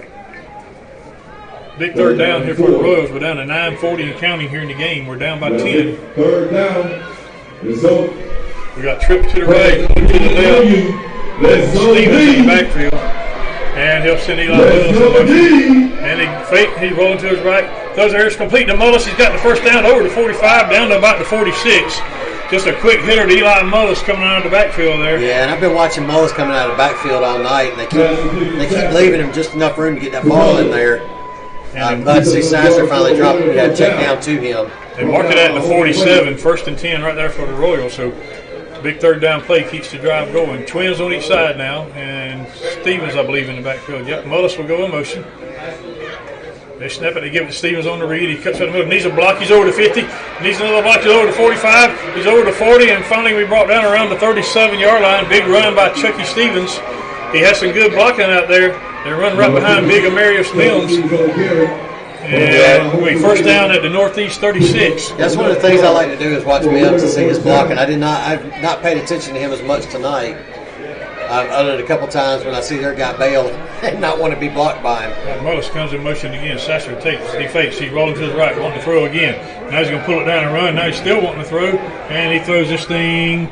I thought he's throwing it away, but it's almost intercepted. I mean, Johnson was blocking downfield. If he had kept his eyes up, he might have been able to make a play on that. It's going to be incomplete. It's going to be 2nd down and 10 from the 36. And, with 8:35 to go in the game, we're down 30-20, so this is pretty much 4-down territory, I would imagine. We've got to score twice. We got to score twice and stop them without scoring. Now they'll run that stack formation again to the left over there again. Butler in the backfield with Sasser. Sasser takes the snap. He gives it to Butler on the read. And he's going to get a few yards over the 35, down to about the 33, gaining about 3 on the play. He's going to be 3rd down and 7. They lined up that stack formation again, but this time they just ran the replay. Well, when you stack everybody out there, you're going to pull several people away. Give you a little bit more to work with on the inside, too. 3rd down and 7 from the 33-yard line. And we're about to reach the 8-minute mark, so I'm thinking 4-down territory here. Sasser in the shotgun. Just send Stevens in motion. He takes the snap. Sasser's going to put it down and run a draw. He needs some blocking. He's not going to get it. He's trying to fight free. He's going to be shy of the 30 when they finally blow it dead. It looked like he might have had a hole there to start with, but it closed quickly. Yeah, he went straight up the middle, and it closed real quick on him. And it's going to be 4th down at the 31. 4th down and 5. James, this could be a ball game here. Yeah, it really is with 7.5 here. Maybe not. I mean, defense get the ball back, but still. 4th and 5. We got trips to the right. Sasser in the shotgun. He takes the snap. He's wanting to throw. He's looking. Now he's going to put it down. He throws over the middle. It's complete. Wide open to Mobley. 1st down and more. He's at the 20. They're going to bring it down just inside the 20, down around the 19. Mobley was wide open in the middle of the field. And I think he thought somebody was right there behind him, because if he had turned and run, he could have picked up 10 yards instead of just the 5 he got. And it's at the 19, 1st and 10 right there for the Royals, so we keep the drive alive on 4th down. And they're running trips to the right this time. Sasser in the shotgun. And he gives it to Stevens on the stretch play. He cuts back in. He's over to 10. He's over to 10. Over 5. Touchdown, Bleckley County! Chucky Stevens just went 19 yards on the stretch play, cut back in the middle of the field, and there was nobody there. So the Royals have definitely cut it to one score now. Yeah, he found a couple of holes there to run through, and when he cut it back, the guys couldn't close quick enough, and with his burst of speed, he got through there. So the extra point here will put us within a field goal. Yep, James Fordham on for the extra point, big extra point here. So the Royals have got right back in this thing. 6:53 to go in the game. It's 30-26 with the extra point to come. And we run a guy on way late. We had a guy come on way late. Wasn't ready to get out there for the extra point, I don't think. Sasser will hold it. Big extra point right here. There's a snap. It's set down. Kick is up, and it is good. Yeah, they didn't kind of a loose snap. They didn't really even try. The way they've come after the ball the last couple of times. It was kind of a low snap, but Sasser did a good job of getting it down. Yeah, 6:53 to go in the game. Down three. Down three. You got to get a defensive stop here. Defense has come up with it a couple times, so we need to do it one more time. Yeah. So we're down 24-7 at half, and we have outscored them 20-6 here in the second half. We need to say, hunker down, you. Well, they're not here, but hunker down, you Royals. Yeah. We still got a game here. And Fordham will kick it off, and they'll send Hopkins and Stevens back deep. Evans is back. Number 11? Yeah, Evans and Hopkins. But Evans is the deepest. And Fordham will kick it here. 30-27. Bleckley right back in the game here. 6:53 to go. So still anybody's football game.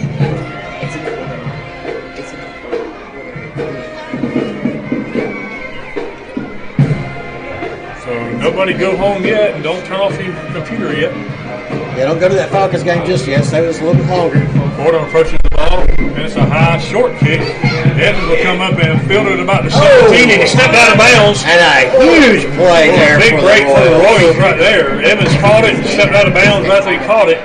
And right about the 18-yard line, going to be 1st and 10 right there for the Raiders. A huge mistake there by Evans. Yeah. If you're going to catch that, you got to stay in bounds. If not, let it go out of bounds. I mean, you let it go, it goes out of bounds. You're at the 35. You catch it and step out. That's the whole difference. Instead, they're at the 18-yard line. And the wind just blew the ball backwards a yard. It is getting very windy down there now. You see all the you see trash paper flying and around. trash blowing everywhere. I saw one of their coaches trying to catch that cup. Yeah. He gave up. It's already at 25 yards. I saw somebody chasing one down the sideline earlier and didn't get to it. So 1st and 10 from just inside the 18-yard line. Yeah, the downside to it is we're facing the wind. Yep. So 1st and 10 from their own, just inside their own 18 with 6:52 to go in the game. They lead by 3 points. Solomon in the shotgun. He'll send a man in motion.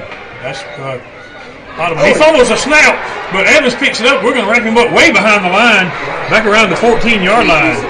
Boy, that would have been a break right there had we got that fumble. Yeah, Pope and Scooter were the first two in on there, and Evans luckily was able to pick it up. Wish he would have kind of fumbled it around a little bit more, but a 3-yard loss in the play. And mark it at the 15. It'll be 2nd and 13. Clock running at 6:28. Holloman just dropped the snap. That's all that was. I don't know if you look at the flags on the end we're going towards. Those things are starts, and on the other end, barely moving. Solomon in the shotgun. He's wanting to throw. He's looking, throwing long down the right sideline, and we got a guy down there almost intercepted. Incomplete. Boy, he overthrew a receiver, and our defensive back had a shot at it. Couldn't haul it in. Yeah, they were going back and forth down there, but I can't tell you who that was. Was that 22? And now we got a big 3rd down coming up here. It's 3rd down and 13. That was 22 Amari Jackson on the covers there, and just kept his defender back. And it looked like the defender almost kind of gave up there on it for a second to stop. So it's 3rd down and 13 with 6:07 to go in the game. Clock stop. Stop here is huge because you can force a punt. Big 3rd down here. Solomon in the shotgun. And they give it to Evans on the read, and nothing doing. He might have got a yard, and that's it. The Royals hold them on 3rd down. They're going to have to punt here. And they give him to about the 16. It's going to be Solomon's coming off field. He's not going in to punt. It's going to be 4th and 12. And it looks like Ottoman will punt. I did not see who punted it the very first time when it was like a 12-yard I think punt. it was Ottoman, number 8. Okay. And he's When back he- in there. And we've almost gotten to him a couple times, We too. don't have anybody deep, although Jenkins is about halfway deep. We may just let this punt go and take it wherever it goes. Well, may try and go get it. And there's a snap. He gets it off. And he shanked it off to the right. Not a good kick at all. He rolls out of bounds about the northeast 37-yard line. So fantastic field position for the Royals here with 5:22 to go in the game, and we're down 30-27. We'd like to thank our 143 viewers who have tuned in right now. Stay with us. I told you. Falcons fans don't want to hear me say this, but it looks like Northeast hopefully is allowing is going Falcons here. 5:22 to go in the game. It's 30-27. Northeast leads it. We were down first and 10 from the northeast 37-yard line. and we were down 30-14 coming into the Fourth quarter. fourth quarter. And they had the ball getting ready to drive, and they fumbled the ball. Sasser in the shotgun, trips to the right. He'll send Mullis back in motion. Takes the snap. He fakes. He's wanting to throw. Throws a comeback screen over to H on the far side. He's in trouble behind the line. He's going to lose yardage back to about the 38-yard line. Well, they read that really well and stuck with it. And it may be closer to the 39. Yeah, they put it right on the 39. Loss of 2 on the play. Going to be 2nd and 12. And we reached the 5-minute mark here. And both teams have all 3 timeouts remaining if that comes into play. Sasser brings them up, twins to the left, one to the right. He takes the snap. He gives it to Butler on the stretch play, or the replays up the middle. Going to get a few yards up to about the 33-yard line. And it's going to be 3rd down and probably about 6 from right there. Yeah, it looks like 3rd down and about 6. About 6. So you got 2 downs to get 6 yards here. Yeah, you're not close to. Oh wow! All the power went out down there. Oh wow! All the parking lot power, the concession stand, everything just blew. 3rd down, so they're going to stop and play here. Well, they're stopping play because it's behind. It's where we're looking at. And the clock ran. Yeah, and the play clock's out. Everything down on that end is out. Yeah, they've lost power down there for some reason. The parking lot, Is this whole car security lights in the It parking went lot off, went out. flashed The back concession on. stand lights went out, and so did the field house lights. Yeah, everything went out. Concession stand looks like it has emergency lights on. Everything down there went out, which I guess the play clock is getting its power down there too. So, not sure what happened there, but Well, if the play clock can't come back on, they'll have to turn off the other one too, because you got to have it both ways. And yeah, Raleigh said it looks like it might be more than just right here. It looks like it might be in the city area.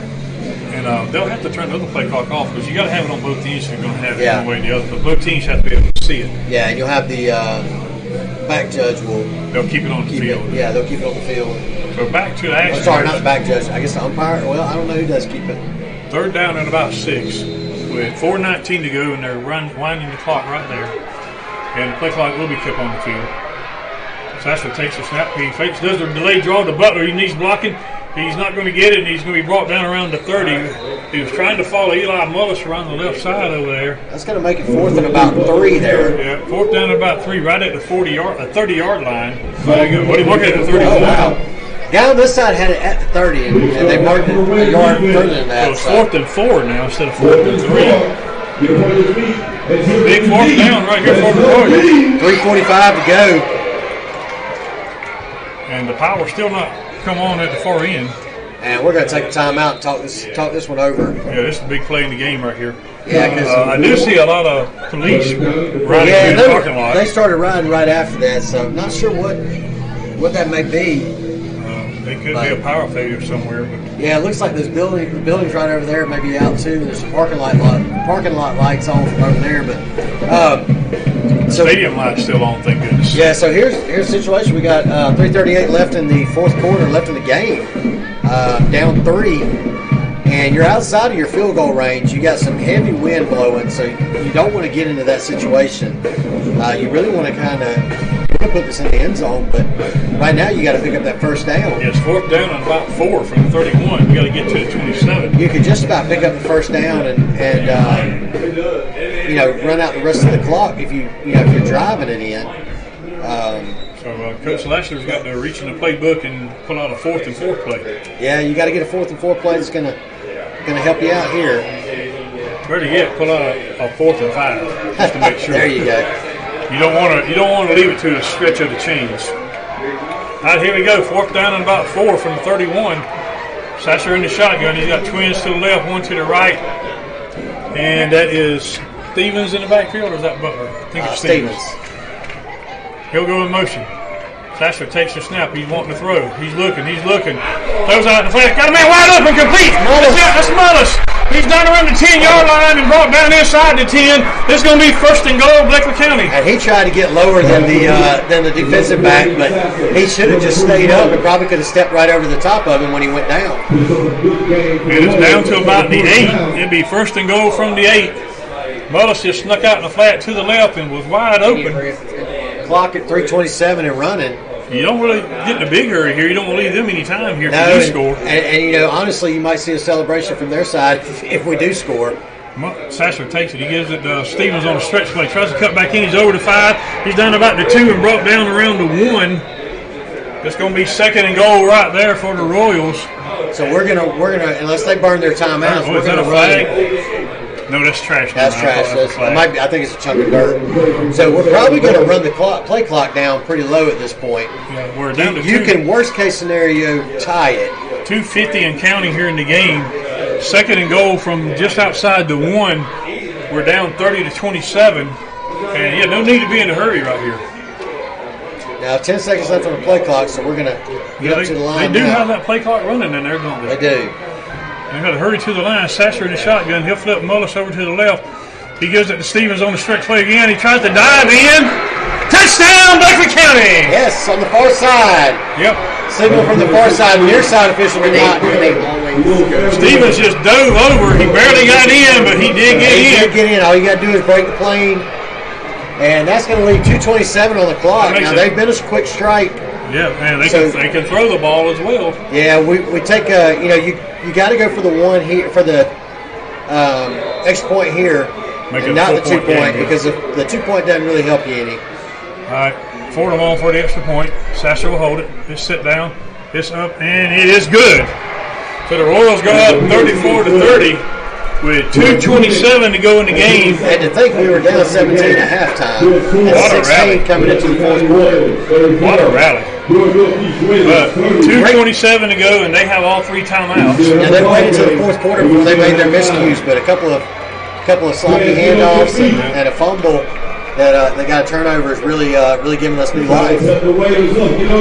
That momentum shifted in the 4th quarter, and so here we are with a 4-point lead.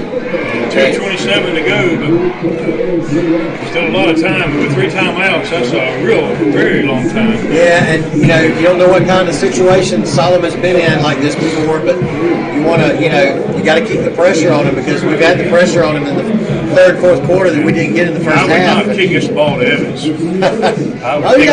Kick it to the sideline, let him go. Well, yeah, that, but I wouldn't let him get a return here, because he is their top running back. Yeah.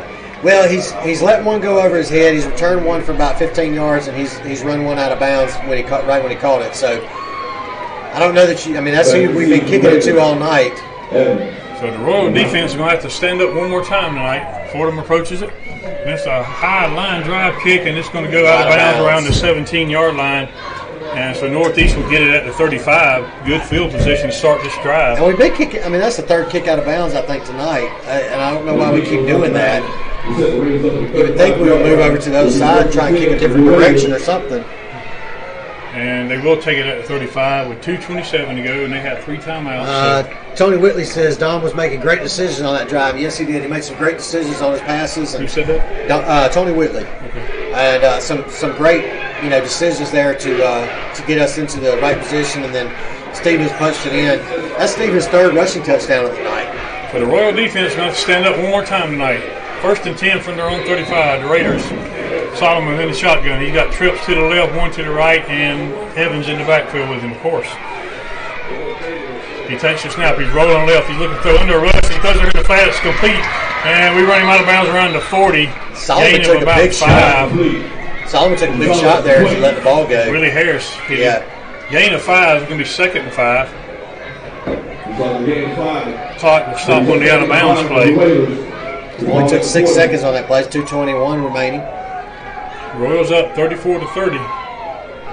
We're a long way from over here. Well, you need a defensive stop. You know, you almost would have liked to had a 3-point lead and let them attempt a field goal based on the way it's gone for them. Solomon in the shotgun, trip to the right, one to the left. Evans is in the backfield with him. 2nd and about 5. He takes the snap. He fakes. He wants to throw out in the flat. And it's complete up around the 45.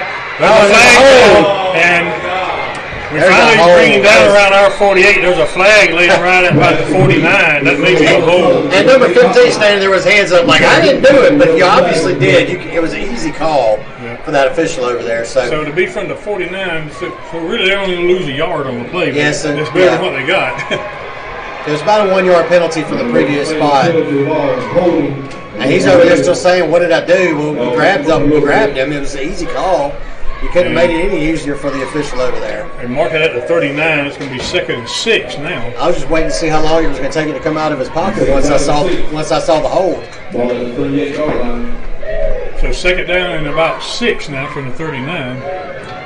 Solomon brings them up. He'll run twins on each side. And we're playing off a good bit on our DBs. 2nd down and about 6 with 2:12 to go in the game.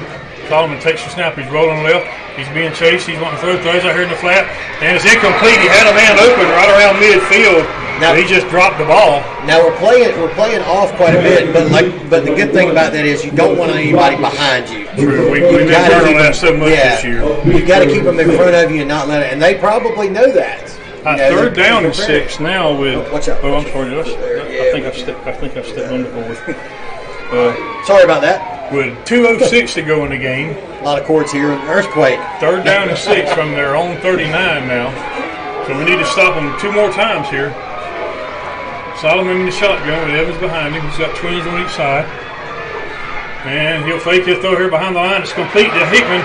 He gets a block. He's got the 1st down at the 45. And he goes backwards. He reverses the field, but he's still going to get the 1st down up to about the 47. He get back up behind the 1st down marker at one point, and I thought we might get him, but. And they mark it at the 48, and they'll wind the clock to a minute 55 and counting. It sounds like we're in Parkwood. We're in Macon, Georgia. Raider fans, 1st and 10 from the 48 for the Raiders. Clark City running, minute 45. They have 3 timeouts.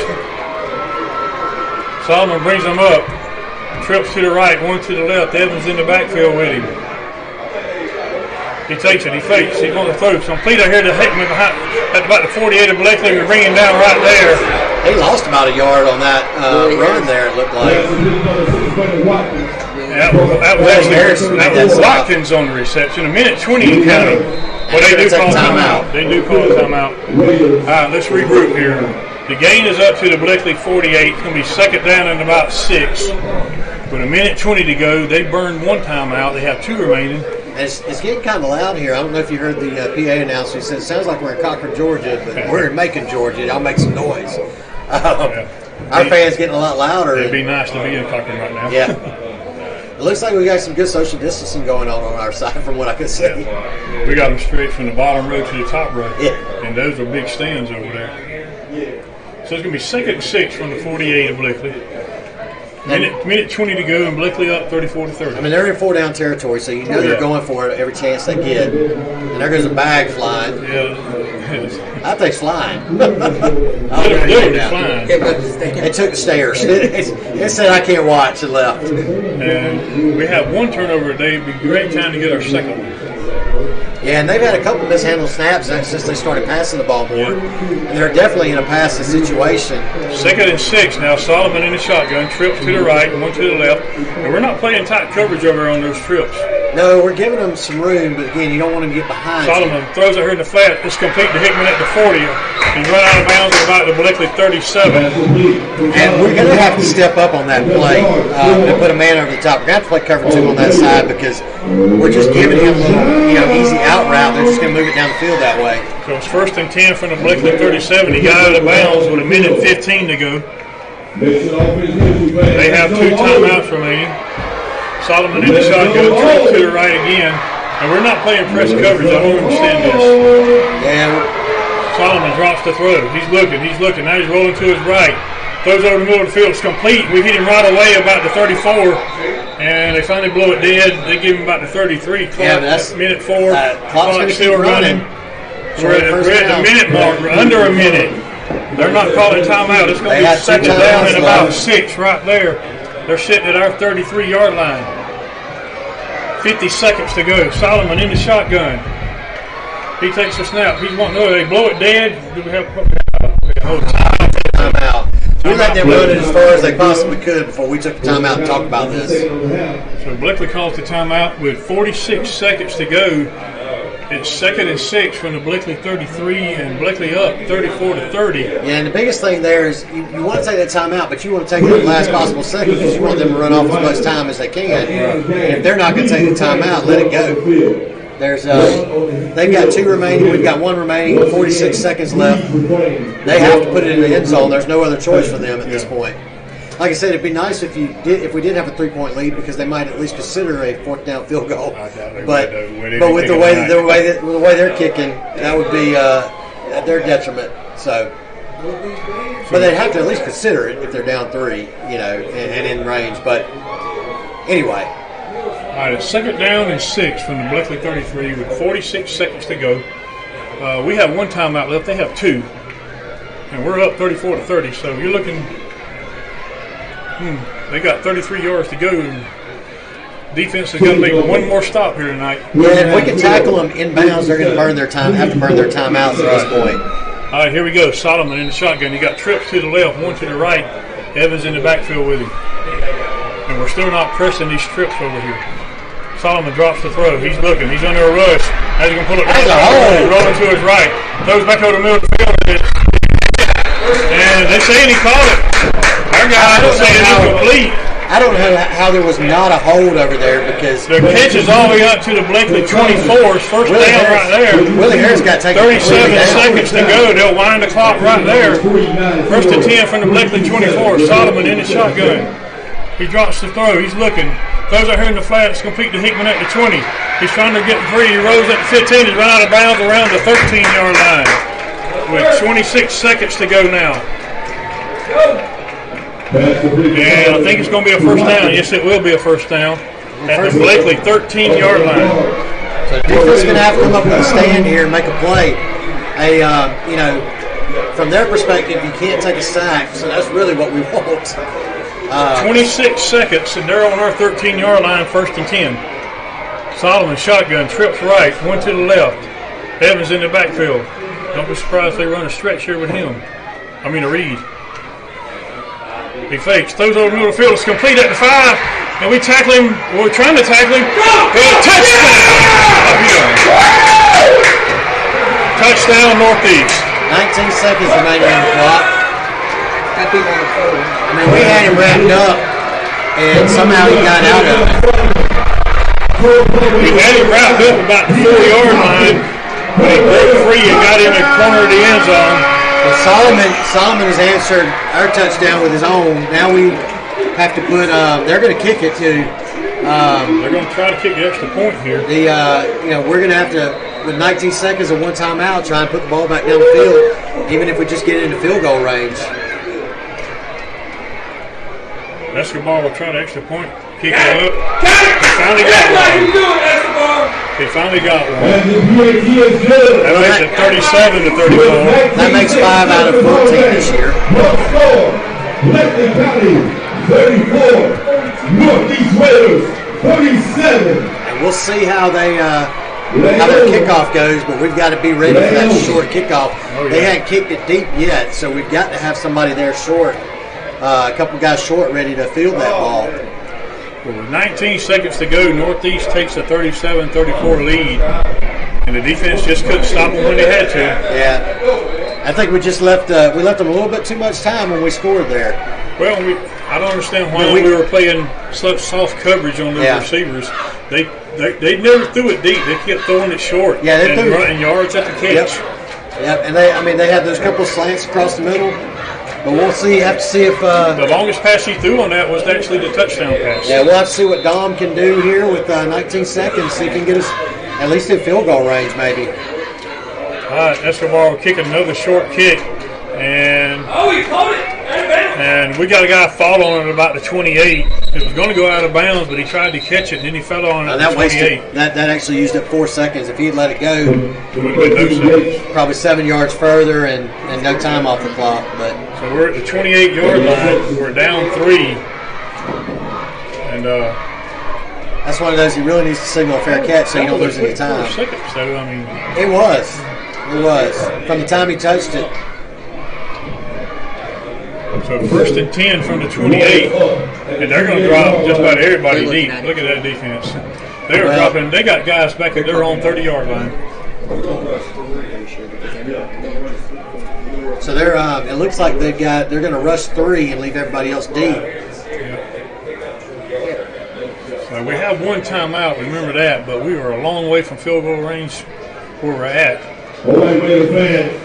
We got 15 seconds left in the ball game. Let the defense hear it. All right, Sasser in the shotgun. He's got trips to the left, one to the right. And they're going to roll to his left. He's looking. Plenty of time. They're only rushing 3 men. Now he's going to pull it down the run himself. He's over the line when he threw that. He threw it out of bounds, but he's over the line of scrimmage. That's going to be. Is we're that down. going to be a 10-second runoff? And we're down to 6 Oh, no, seconds. clock stopped. Yeah, he crossed the line of scrimmage. So that's going to be a 5-yard illegal penalty. forward Illegal pass. pass. 5-yard penalty from and that we're down to spot. 6 seconds. So it's going to take a miracle now, folks. So it doesn't matter about the loss of down. There's only 6 seconds to go anyway. So the Royals, unless we have a miracle player, really letting them get away here. Well, we did make the comeback at least. We We showed the fight. We just called couldn't our stop final what we needed. time out here to try to dial up Well, because there's not. I mean, even if you make any a type of play, 76-yard play here. yeah. If you make any type of play, it's not going to help. You know, it's not going to help to have that timeout. So you definitely want to take it and talk about it. A great game, though. Yeah. I mean, Bleckley more so the down. second half. You know, for us. We were down big at halftime, Yeah. and we come back and actually took the lead, but then we just couldn't hold it. And I still don't know why we didn't have that soft coverage we had on that last drive. I mean, he never threw the ball more than 15 yards down the field. He didn't have to. Yeah, and you would bet that you'll see some hook and ladder and lateral action for the rest of this game. Sasser in the shotgun. This is going to be some kind of crazy play here, I'm sure. Flip-flopping receivers. Flip-flopping receivers here. They got guys standing back at their own 30-yard line. Middle of the field's wide open. Sasser looks, he throws, it's complete to Johnson. He laterals it back to another guy. He laterals it back to like a Marius Mills Mims tried had to it do for a second, but and that's going to be the ball game. The play ends right there. The Royals drop another heartbreaker to a team that really wasn't that much better than we were, but it happens.